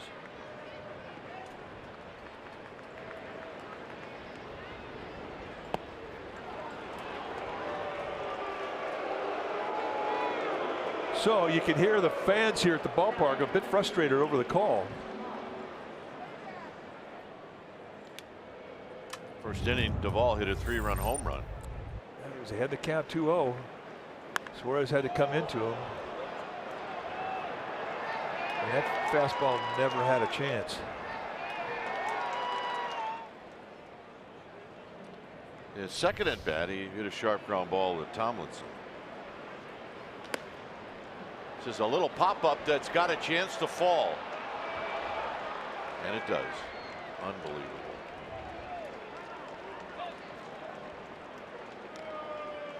Well, you set the defense for the pull side of the field, and the guy gets jammed with a little soft pop-up. It just wasn't high enough for anybody to get a chance to get over and get underneath it. So Kurt Young's going to come out there and try and calm down young Andy Suarez, because we have come to a very, very critical point in this game.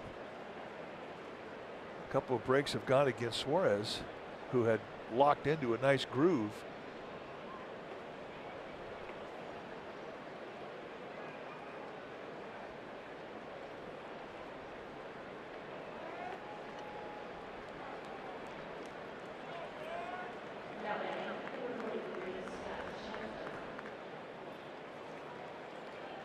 So Schebler's going to hit. He's 0 for 2.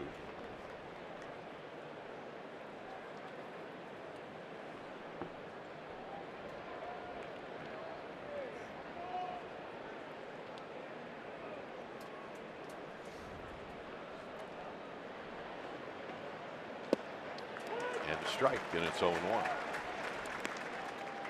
Now fastball on the inside corner too. That sets a lot of pitches. Looked to me like the way Schebler took that pitch, he's sitting on a breaking ball.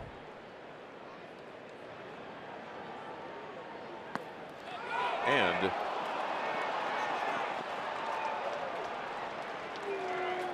five-three.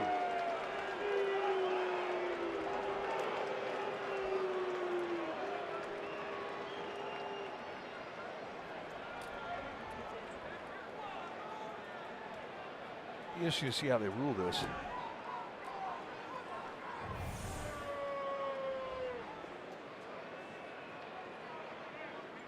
Whether it was a wild pitch or a pass ball, it's a pass ball.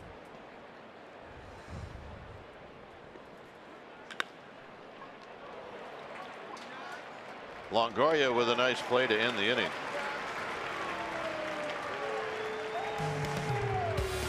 Five-three Cincinnati.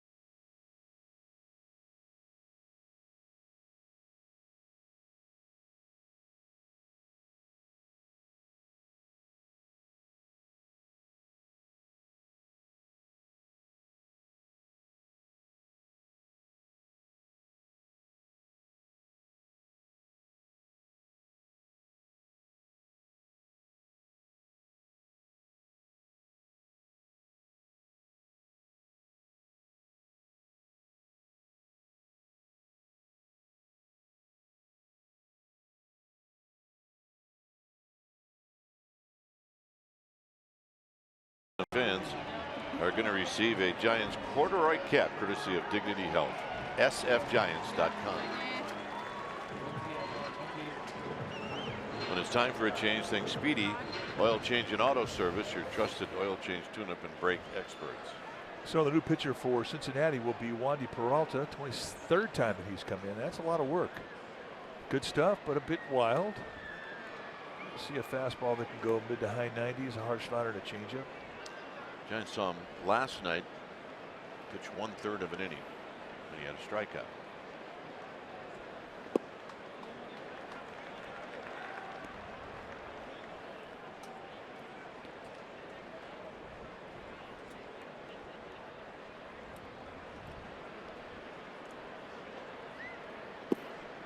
If you're wondering why Matt Harvey's out of the game, Reds are trying to build him back up. In this last outing against the Dodgers, he had 55 pitches in 4 innings, and that was it. So here, his pitch count got up, and I mean, 4 innings really isn't significant. The pitch count was, and they have to be pretty happy with how he ended up.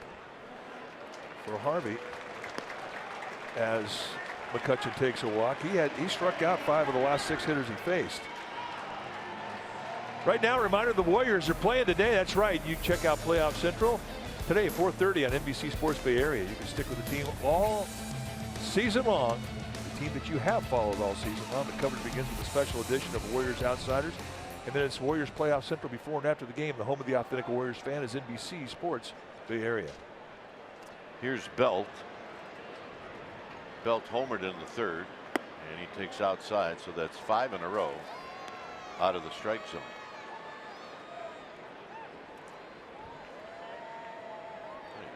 Warriors fan, Giants fan.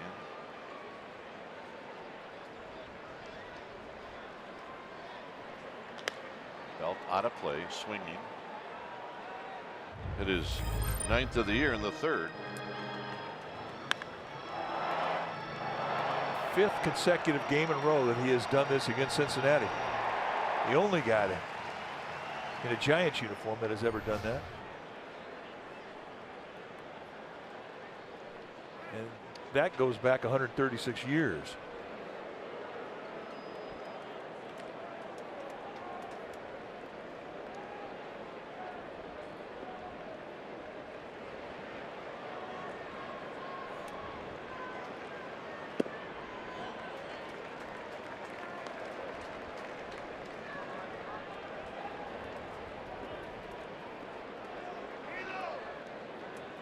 Rare to see 2 infielders on the left side of second base in defense of Brandon Belt.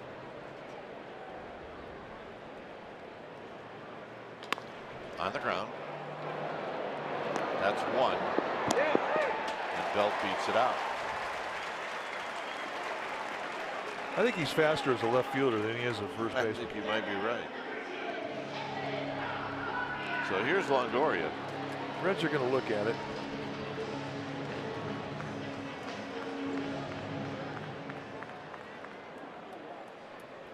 And they waved it off. Longoria's 2 for 2 with a couple of singles.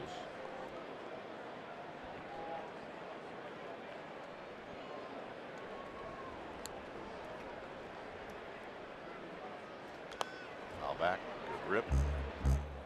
Sandoval's on deck.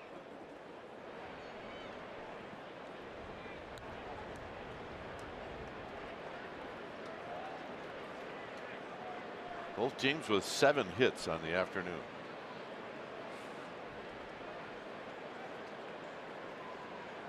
Up the middle, maybe a pair. And it is. After 5, it's 5-3 Cincinnati.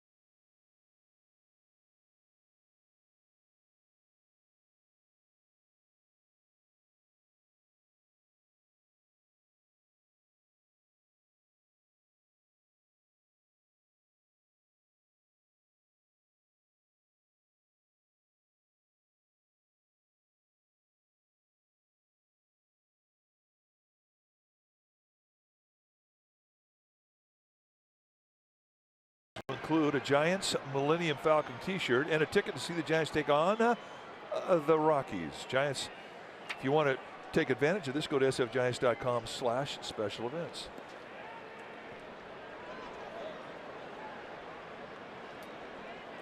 (5-3) Cincinnati. Barnhart, Blandino, and then the pitcher spot. Tap to Tomlinson. One pitch, one out. Amy G's here. Amy.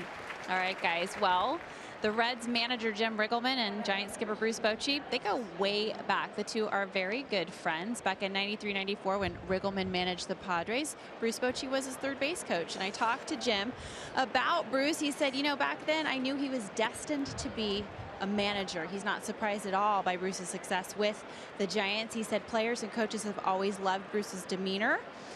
He went on to say that he's just like Whitey Herzog. He compared to him, Hall of Fame manager Whitey Herzog, saying that he's great with players and he's a great game manager that knows how to push all the right buttons. Two are very good friends. They had a chance to catch up this series as well. Gentlemen. Yeah, they spent some time together before each game. I mean, I don't think any of us forgot what happened with Jim Riggleman. Kind of forced the hand of management in Washington, and they fired him like a day later. And then kind of in limbo, Jim Riggleman wasn't doing much, and the Giants hired him as an advisor for I think maybe 3 or 4 months. And he's a good manager. Has been everywhere he's been. 1-2. If you remember when the Giants played the Cubs in that playoff game, it would have been what, 1998 at Wrigley Field? Yeah. Riggleman was the manager of the Cubs.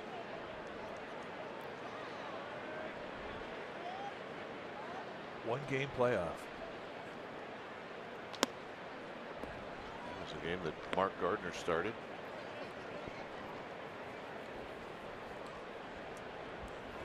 Rod Beck got the save. Yes, he did. For the Cubs. 2-2.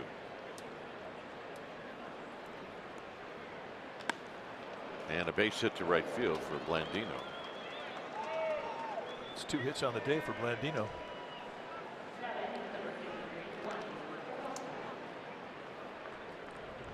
So Peralta's going to hit.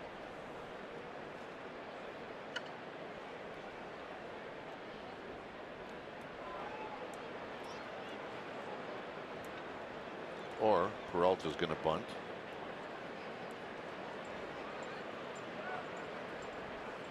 And he bunts it hard. Foul. Good thing. That could have been disastrous. You can understand the aggressiveness from Longoria. He's thinking, all right, I have a chance to come in here. And if I can get this thing, I could possibly get a double play. And he almost overruns it. Giants catch a break here with this ball going out of into foul territory.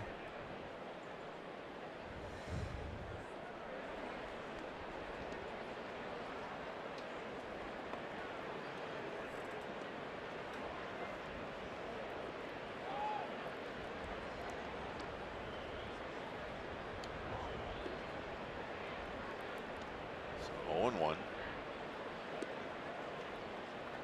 0-2. Hamilton on deck. There's Corey Guerin getting loose. He's taking his time. He's thinking about Jose Peraza because Andy Suarez is not going to be allowed to pitch to Peraza again. Good bunt. Now it's going to be interesting. And Hundley makes a nice play. Hundley's been tested today, hasn't he? He really has. And that play was anything but easy. The spot got out. And it was going to be Hundley and Hundley alone. And he makes it look routine, and it is not. From the side. Hamilton is 0 for 2 with a couple of strikeouts.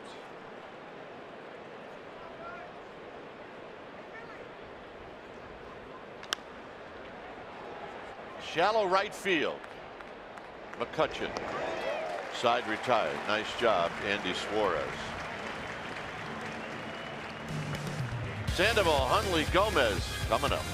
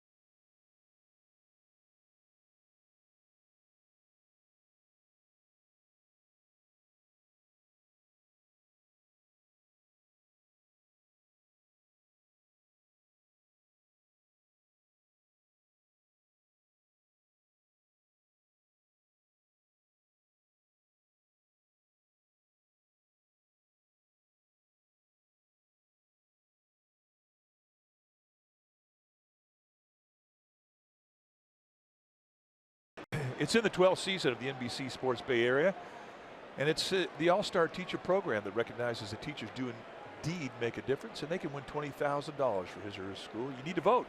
Go to NBCSportsBayArea.com and cast your vote. Thank you. Please drive home safely. And it's Sandoval to lead things off here in the 6th. Giants trail by 2, and there's a strike.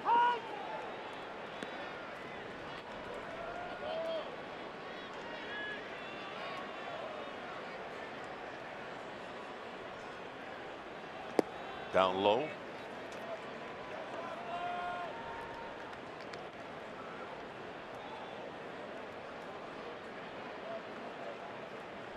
Hundley on deck, and then Gomez. 2 balls and 1 strike.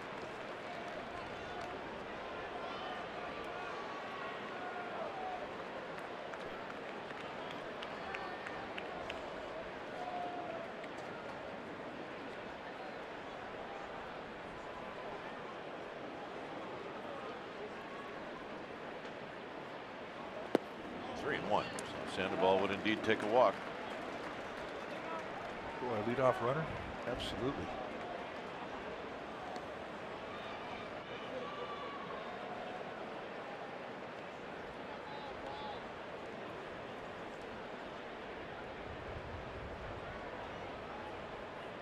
Three balls and a strike. 3-2.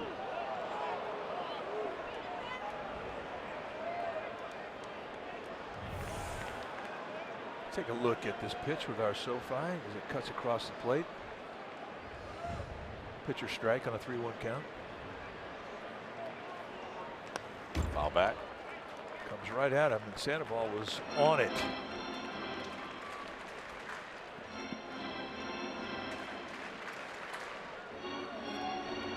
He has such a better swing right-handed now than he has had the last couple of years. Reason for it? Shoulders are healthy.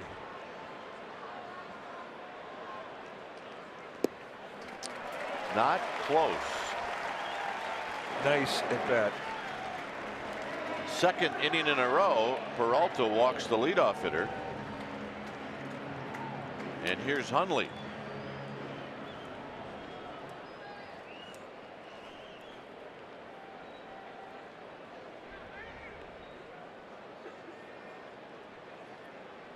Hundley is 0 for 2. He's lined out to right, and he's hit a fly ball to center field.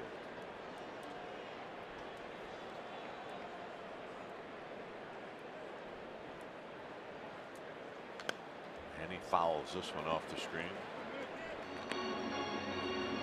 95-mile-an-hour fastball challenge.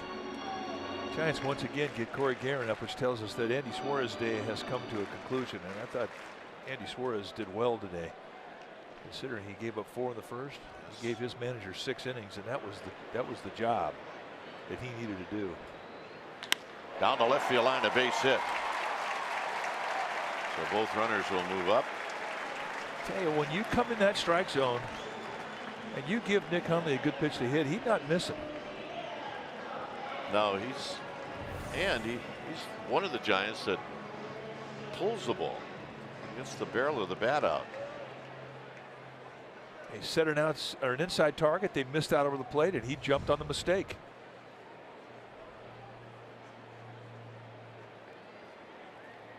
Gomez is a switch hitter, so this will be his first at bat, hitting right-handed.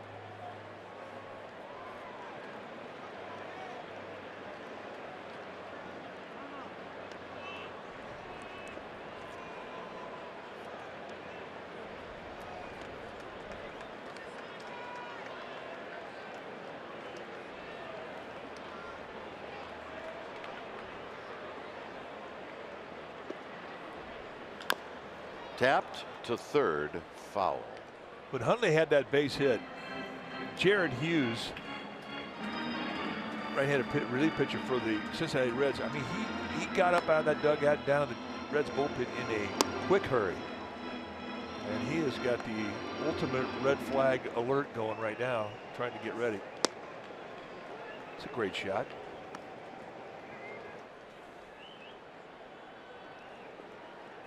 Oh, 1.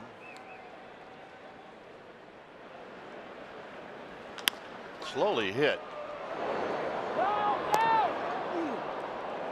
The shortstop Peraza makes the smart play.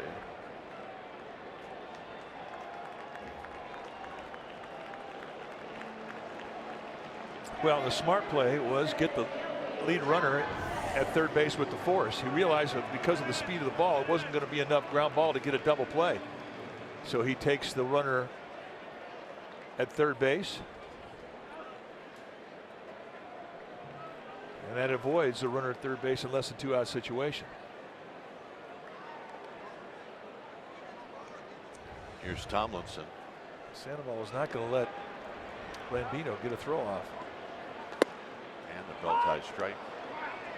Austin Jackson is coming out of the dugout.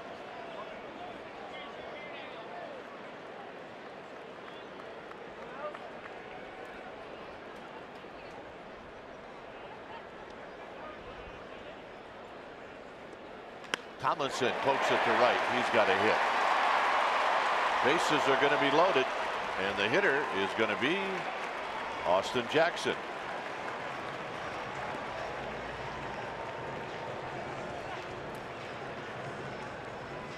And who will he be facing?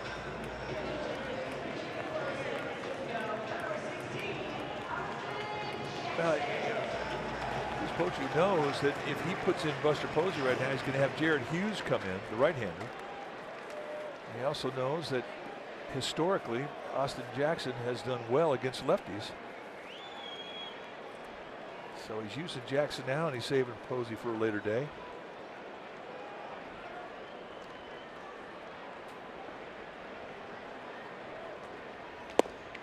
First pitch strike. Well, the other thing too, Mike, is we're assuming that they're going to use Buster today. And we haven't heard any word that they're not.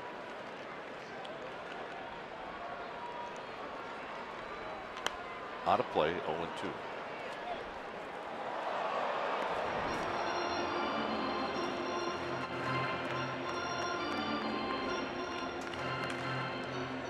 If you're Austin Jackson, there you go. You can put it in play.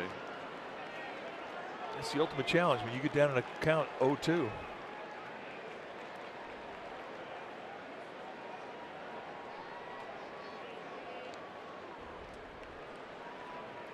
Got him. So a 3-pitch see ya. First strikeout for Peralta, the pitcher. A changeup and a good one. Had the count 0-2. Gorkis Hernandez is going to hit.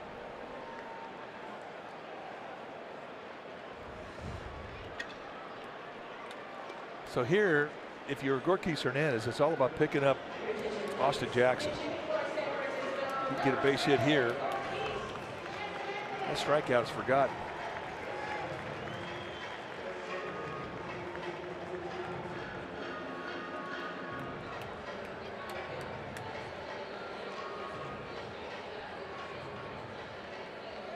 Gorkis has been very confident with that bat in his hands.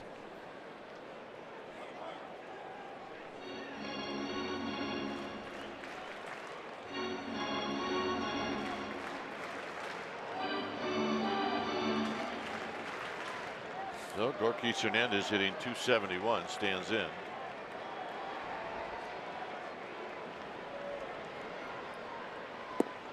a strike in its own one.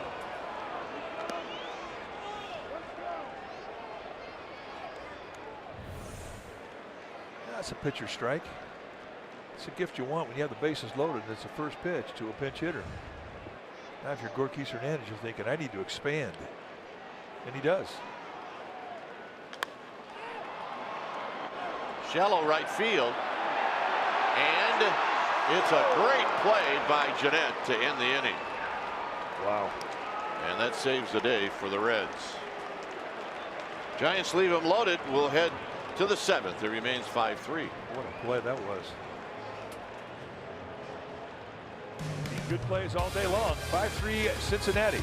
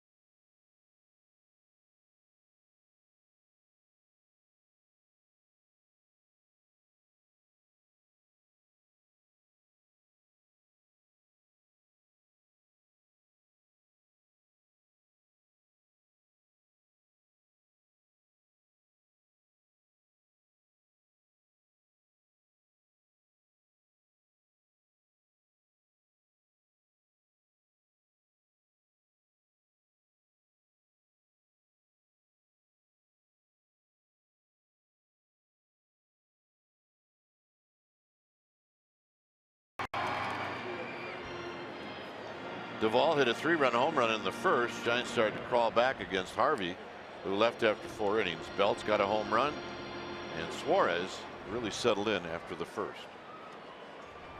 Corey Guerin is the new pitcher. When it's time for a change, think Speedy Oil Change and Auto Service, your trusted oil change tune-up and brake experts.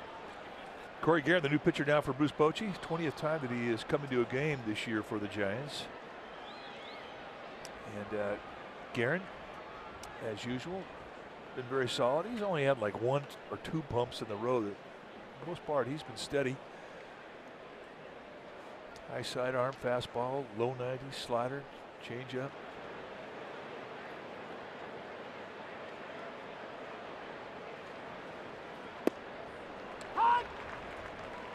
Jose Peraza's 2 for 3. Here he takes a strike.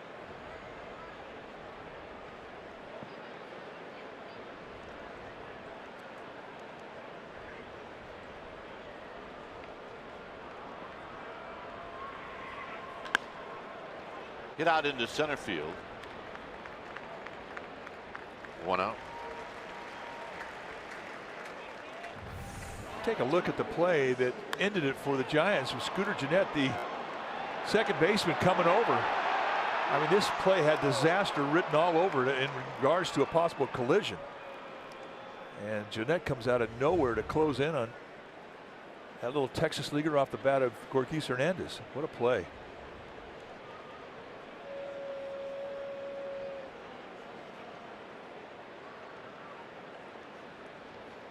And Gennett waits, and the pitch is outside for a ball.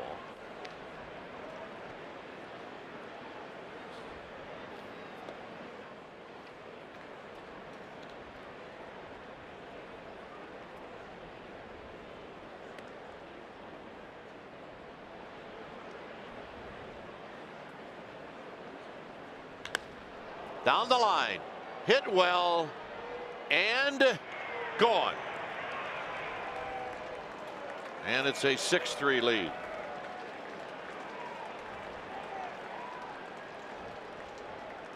Number 7 for Gennett.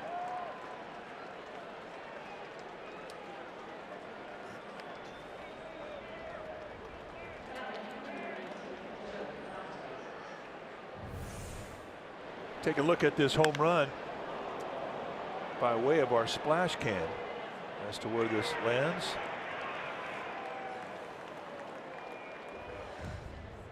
That's a big one. Here's Votto. Votto takes inside, 1-0.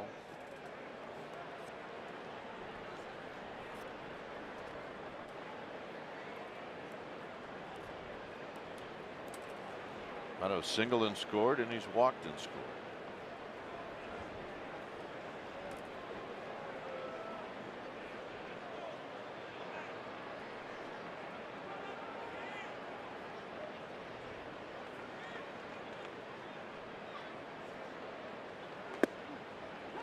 One ball and one strike. Now the Giants trail by 3. Both teams with 9 hits.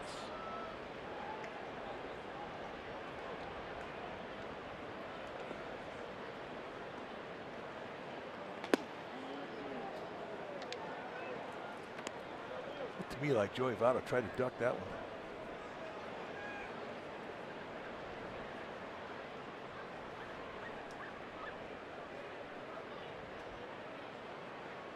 Madison Bumgarner today passed the test in his second time off the mound, threw some breaking balls.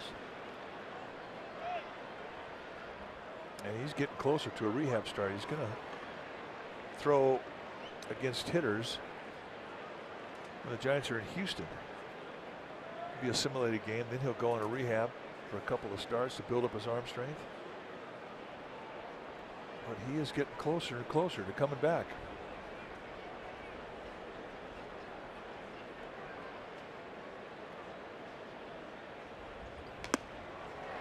Votto strikes out swinging.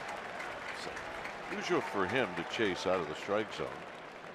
It's unusual for him to swing and miss.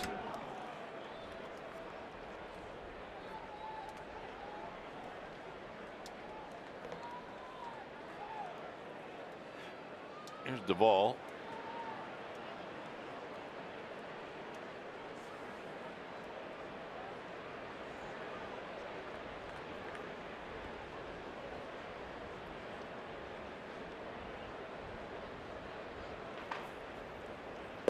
And a strike to Duvall, who's 2 for 3. His little bloop in the 5th inning extended the inning, allowed Votto to go to third, and then a pass ball by Hundley. 0-2.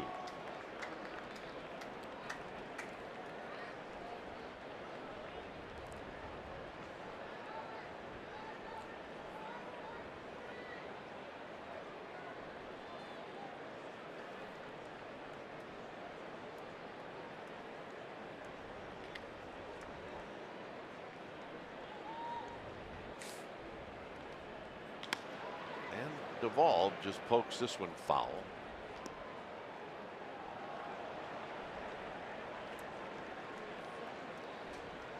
Both teams with 9 hits.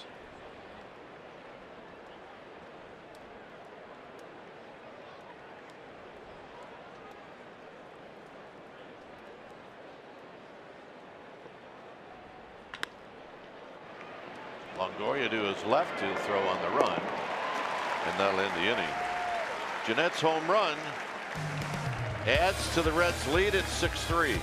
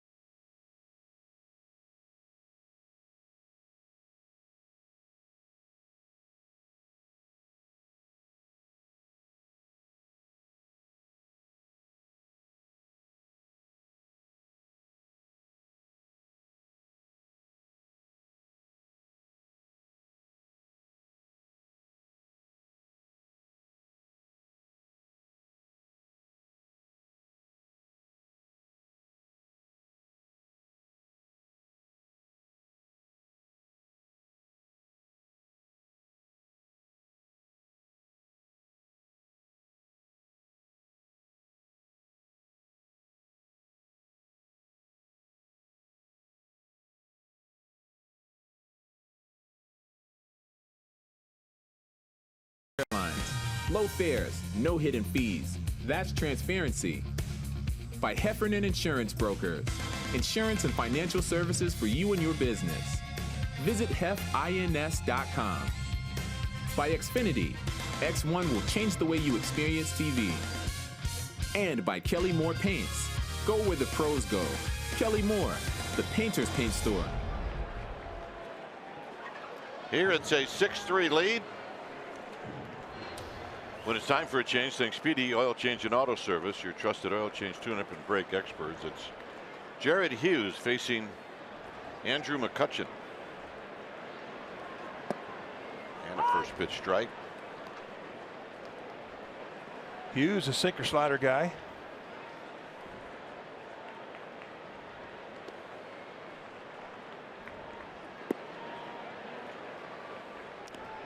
Hughes pitched in Santa Clara University and wound up transferring to Long Beach State, where he was a teammate with Evan Longoria and Troy Tulowitzki.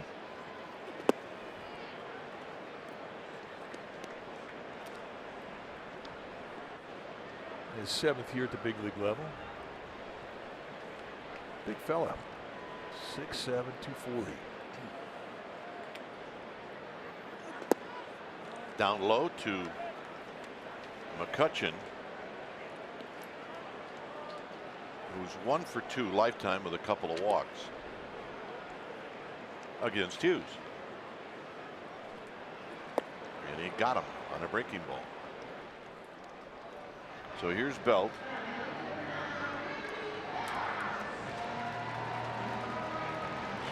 Valdez getting loose.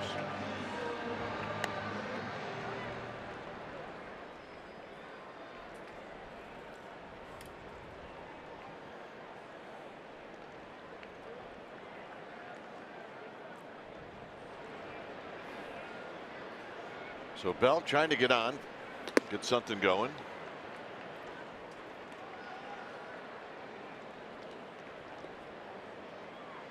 Giants have set the table today. They had a couple of really golden opportunities they couldn't do a whole lot with.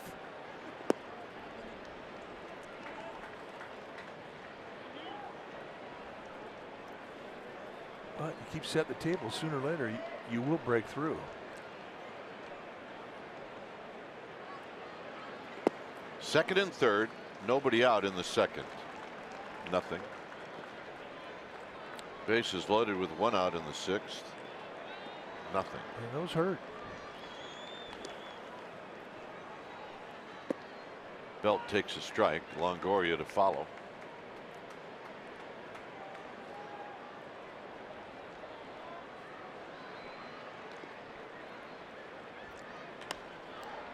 Bell, a little pop-up down the left field line. This is in the bullpen, and it's just foul. The other thing too about this game is that the Reds defense has really been spectacular. This was a play put on by Adam Duvall in the first inning that took extra bases away from Pablo Sandoval. Then the sixth inning, this was the swing of the bat off of the bat of Marquis Hernandez, and Scooter Gennett comes over, and that ball is going to be fair. If that drops, we got a whole different ball game.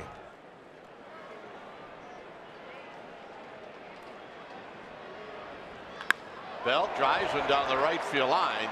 This is going to be off the bricks, and he's going to stay at first, as he should. So it's a long single, and it's his second hit.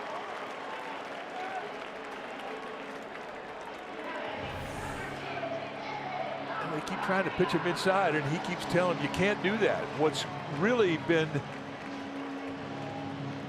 a huge positive for Bell and the Giants is that teams are pitching him on the hands, and that's the pitch he's beating. It doesn't have to drop down around the knees for him to get to it now. He's getting a high fastball at the belt and at the hands.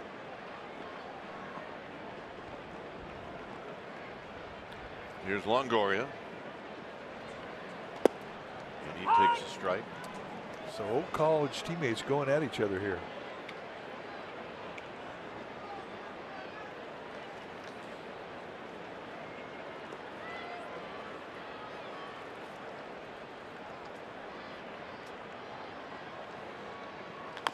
Tap foul.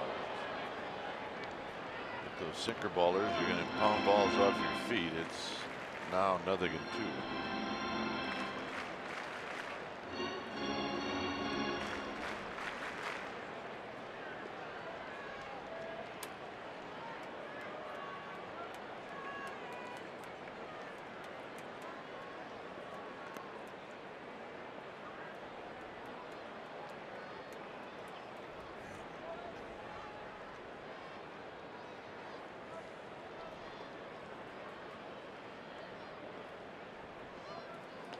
Not close. 1-2. Big time sink. I mean, that's as good a sinker as the Giants have seen lately. And at that velocity, 93, 94 miles per hour, it's heavy.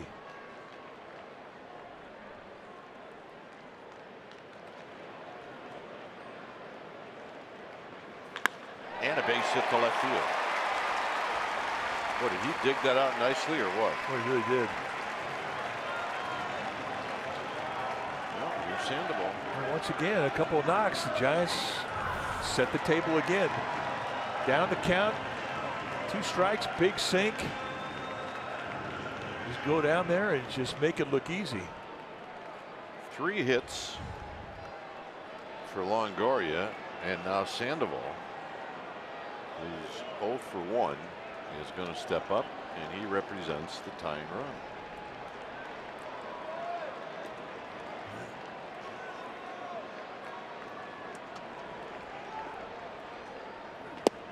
Strike, and it's 0-1. I always thought that sinker ballers fed the natural swing to Pablo Sandoval when he's hitting from the left side because he's such a good low ball hitter.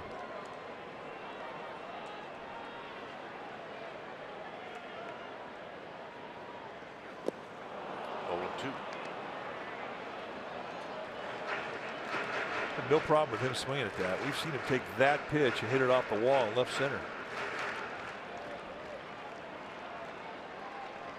Can't throw it low enough.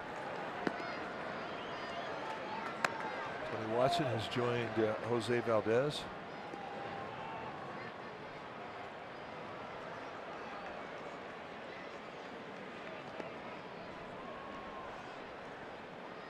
Sandoval chooses to step out.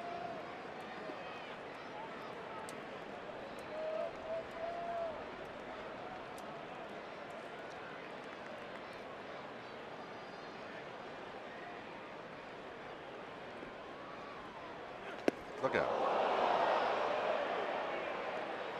And he almost walked into it.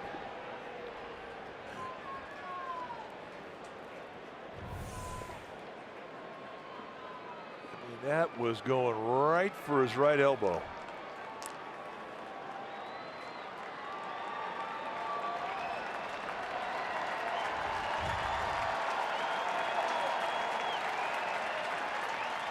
And the pitch. And Sandoval stays alive. How many times have we seen Sandoval do this? He will just continue to spoil good pitches. Belt is at second. Longoria is at first. It's a 6-3 lead for the Reds here in the 7th.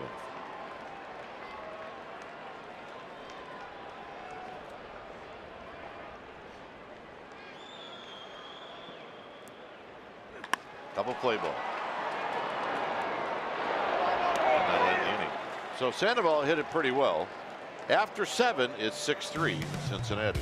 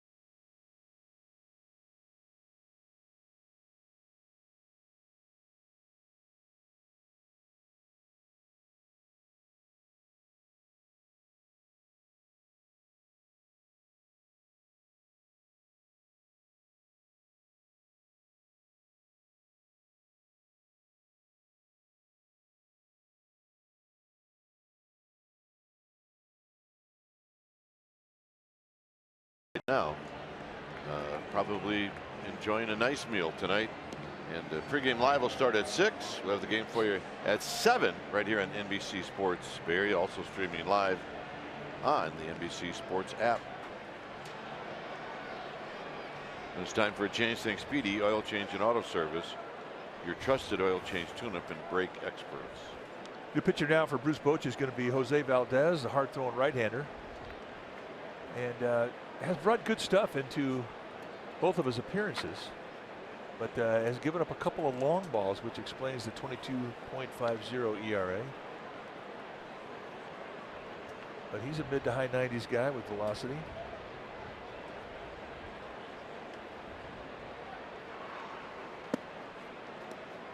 Schebler takes the pitch high. Schebler, Barnhart, Blandino.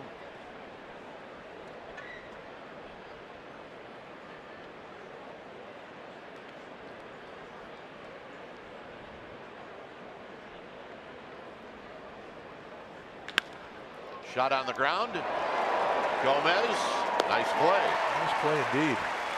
Schebler can't believe it. So how'd that happen? Well, I mean, in the big leagues, you got to make big league plays. And this is one of them. A high, hard, top spin, one hop liner to a high backhander. I mean, above the shoulders. Nicely done, kid. Atta-bib. Here's Barnhart.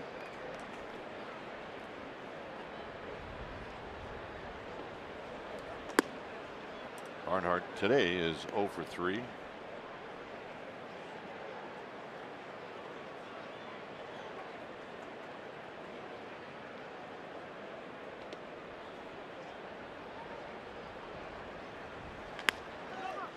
Sandoval says, I got this one. All right, let's check in one more time with Amy G. Amy? All right, Dwayne. Well, Mike, you mentioned that Madison Bumgarner threw another bullpen earlier before today's game. We were able to grab some footage for fans who we know are anxiously awaiting Madison's return. Today, he took a big step closer, 30 pitches. He was able to throw all of his pitches in that bullpen. And the plan remains the same. Madison should face hitters Tuesday in Houston if all goes well. The Saturday following that, he will begin a rehab with Sacramento. Dwayne? All righty. Blandino takes a strike.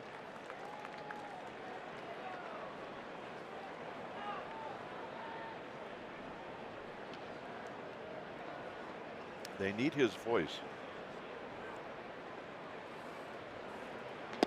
And, well, they need a lot of things, but they need his voice. And his voice speaks much louder when he's playing every fifth day. Blandino's got a couple of hits. There's a strike.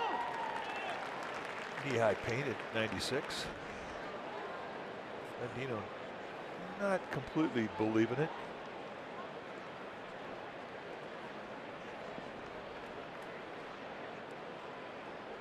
We have an equipment issue.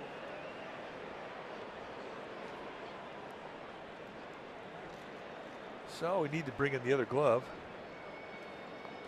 That one, his old glove will find its way into the hands of Mike Murphy, who can fix a glove faster than anybody in baseball.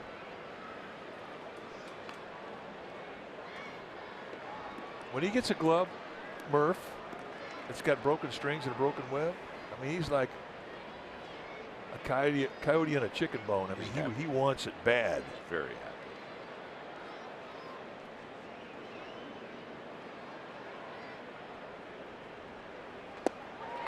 And that'll end the inning.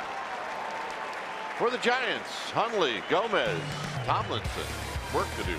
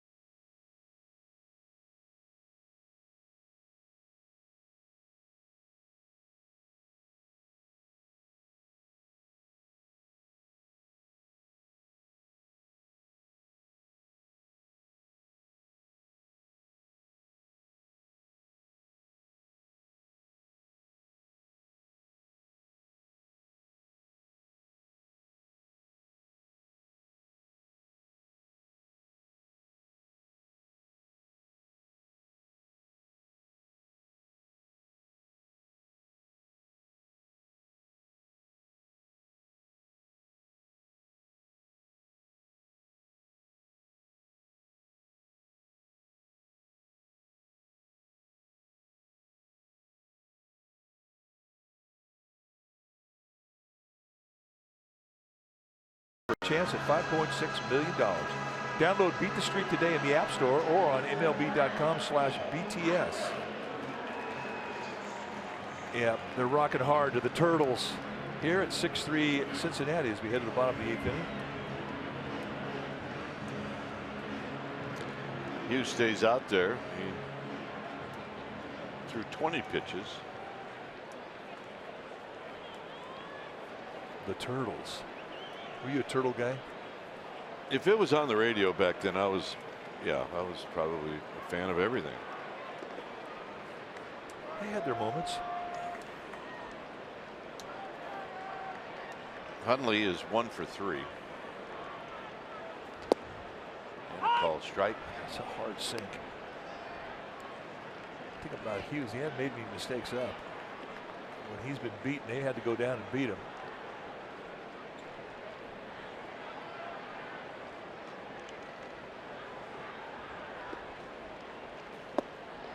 Oh, and 2.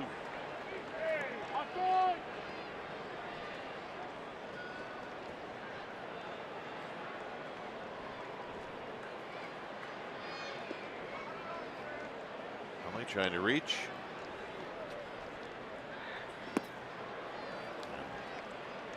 That is a strikeout. I mean, that ball is just bottoming out.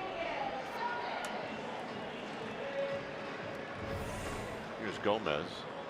Ahead the count, just throw that thing low and let it just fall off the table.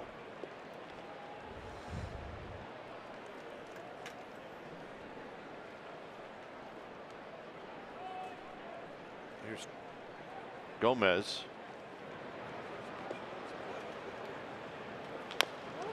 Big chopper to first. 2 outs.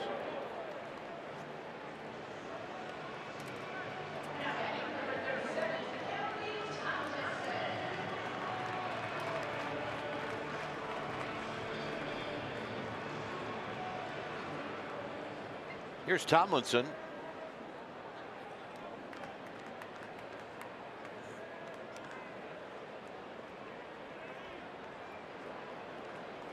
Tomlinson, 2 for 3 in this afternoon's game.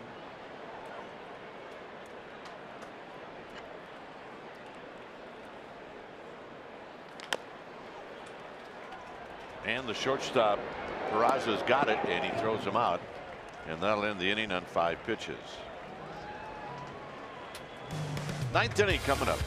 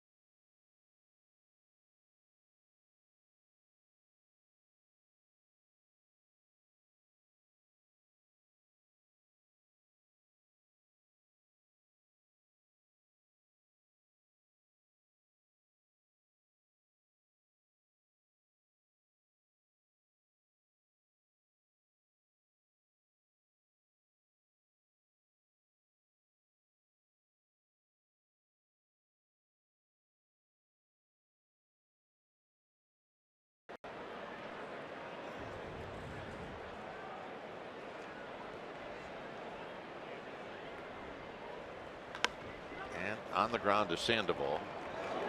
1 out. Here's Hamilton.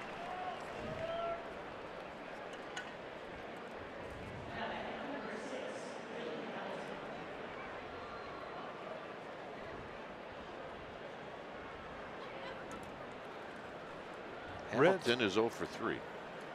Reds today after the game will get on a plane and head back to Cincinnati, and they have a day off tomorrow. Giants take on the Colorado Rockies for 4 over the weekend. Rockies have a day off today. They're having dinner right now.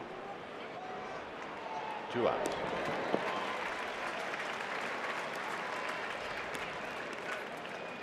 Well, maybe not dinner, maybe a late lunch.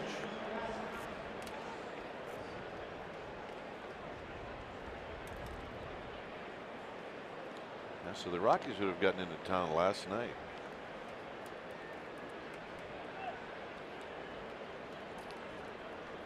That's right. They got shut out. Jordan Lyles shut them out yesterday. Jordan Lyles was really good yesterday. Here's Peraza, who's 2 for 4. Lyles was flirting with a perfect game for a long time.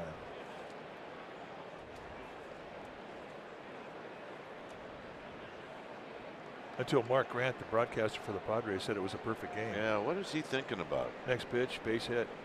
Yeah, we're going to have to talk to him. It's his fault. 0-2.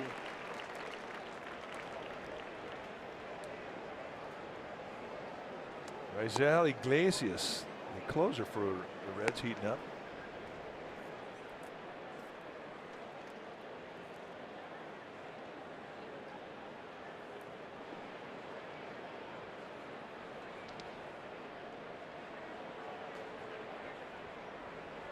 In tight. 1-2. For the Giants in the 9th, it'll be a pinch hitter. Probably Crawford. And then the top of the order.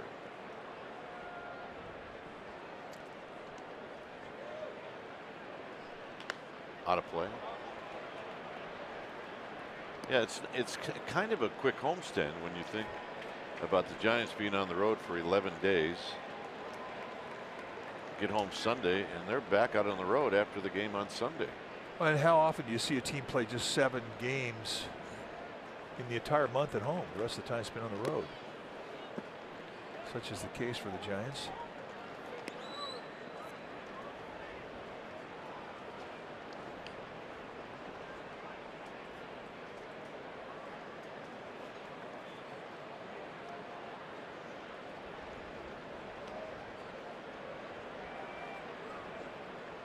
I guess they played the first 2 days of May here, May 1st and 2nd. That was against the Padres. More work for Tomlinson.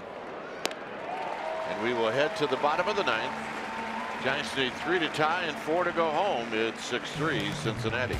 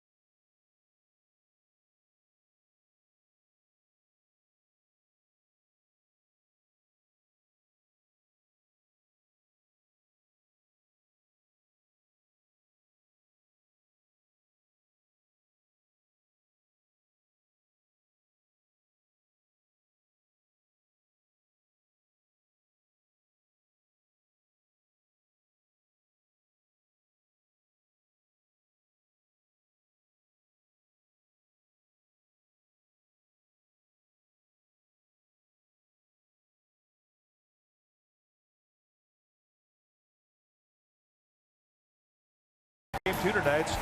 But today at 4:30, you can see Warriors Playoff Central right here on NBC Sports Bay Area.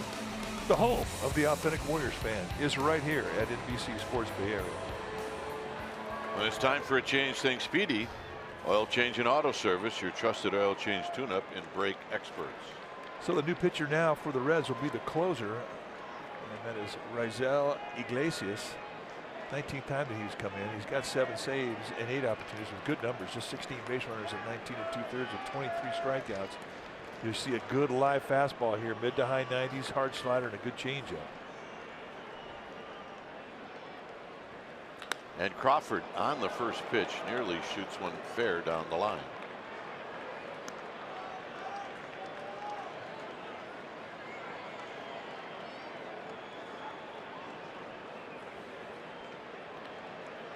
Crawford's been hot.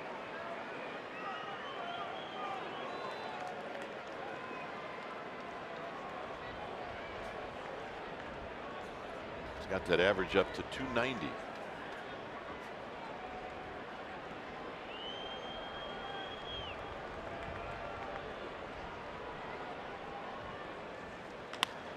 And the base hit. How hot is this man? Yeah, sometimes it looks so easy. We know it's not. Well, I mean, at the start of this month, May 1st, he was hitting 189. And now he's hitting 295. And that is not a hanger. And for a guy like Iglesias, I mean, he's got high quality stuff. And Brandon Crawford just not impressed.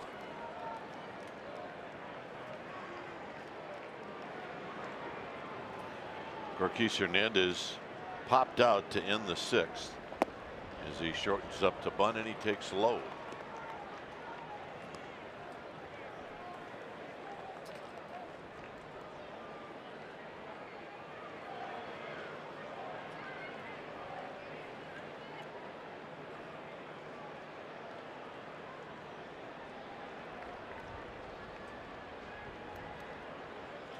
Iglesias deals. There's a strike. Poured it right at the knees. 1 ball and 1 strike.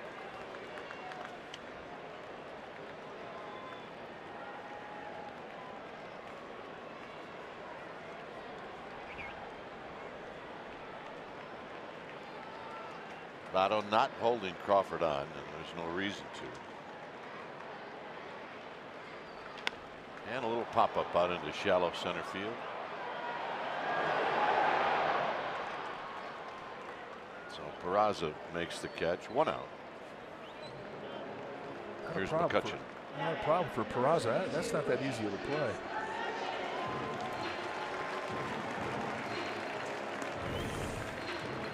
And just cruising back, and now all of a sudden the drift takes place, and Northern California has its effect on the pop-up. Peraza still puts it in the sweet spot.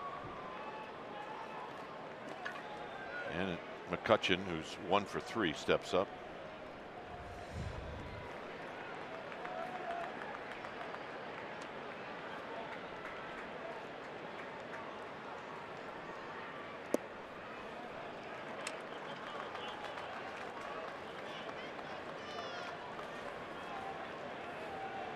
McCutcheon 5 for 13 lifetime with a home run against Iglesias.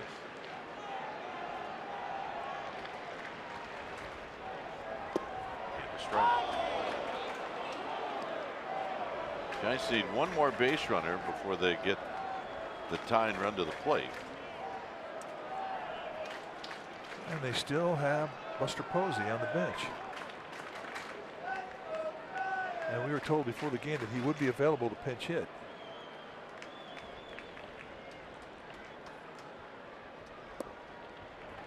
And the way Belt has been swinging the bat, if he could be the tying run, that would make things interesting.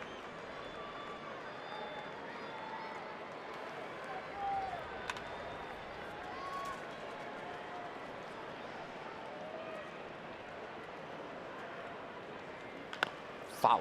2-2.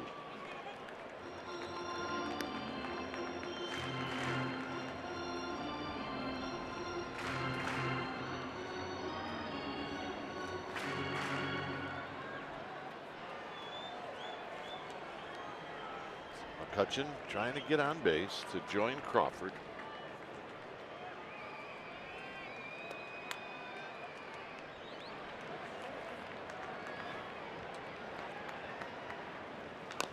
Foul again.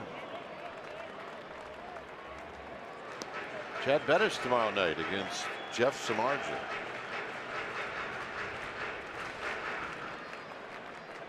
Always a spirited matchup when the Giants and the Rockies meet one another.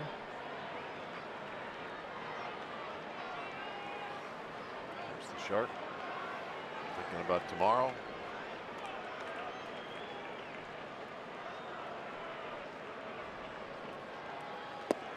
And a full count. It's amazing to think that the Giants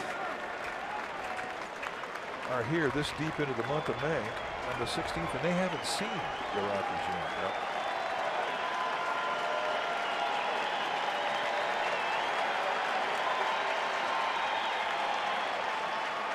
And they'll start seeing them a lot. So here's 3-2. Got him. Right on the outside corner, 2 down. And here's Belt.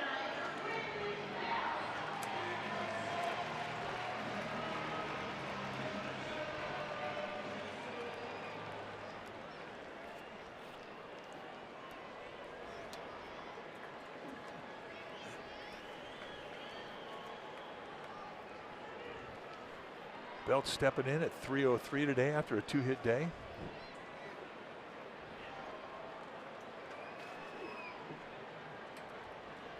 Crawford's going to go, and the Reds don't care.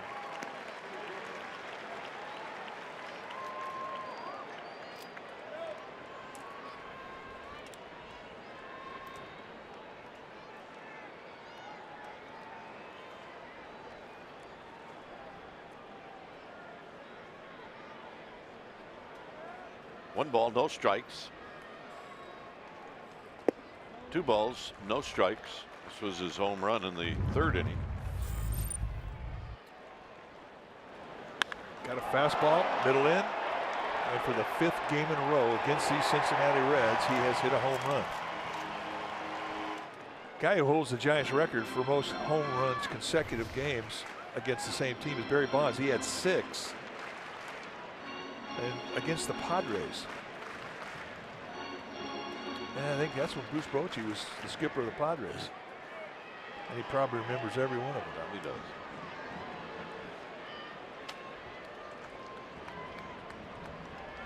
(2-0) to Belt. And a called strike. Belt not happy.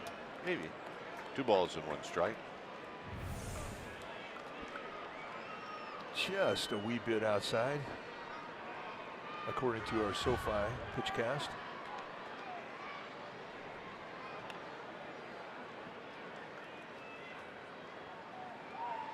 Out of play, 2-2.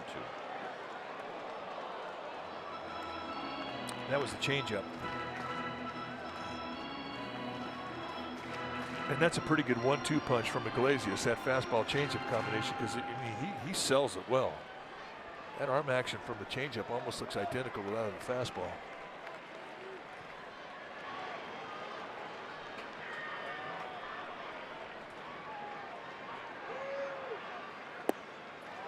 So Belt gets it to a full count, which we're not shocked. With Longoria on deck, and Longoria, if he were to step in, he would represent the tying run.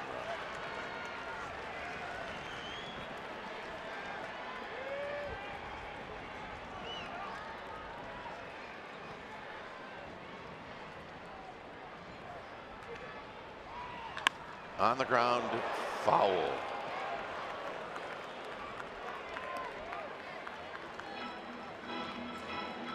He's pretty quick in there. At least he has been.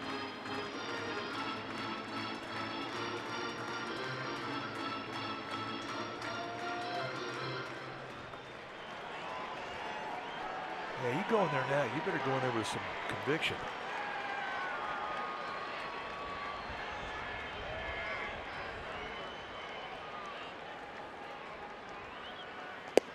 And that's the ball game. Belt not happy, and I think he's got good reason. Remember, I've said this before. Belt's got a better idea of the strike zone than the umpires.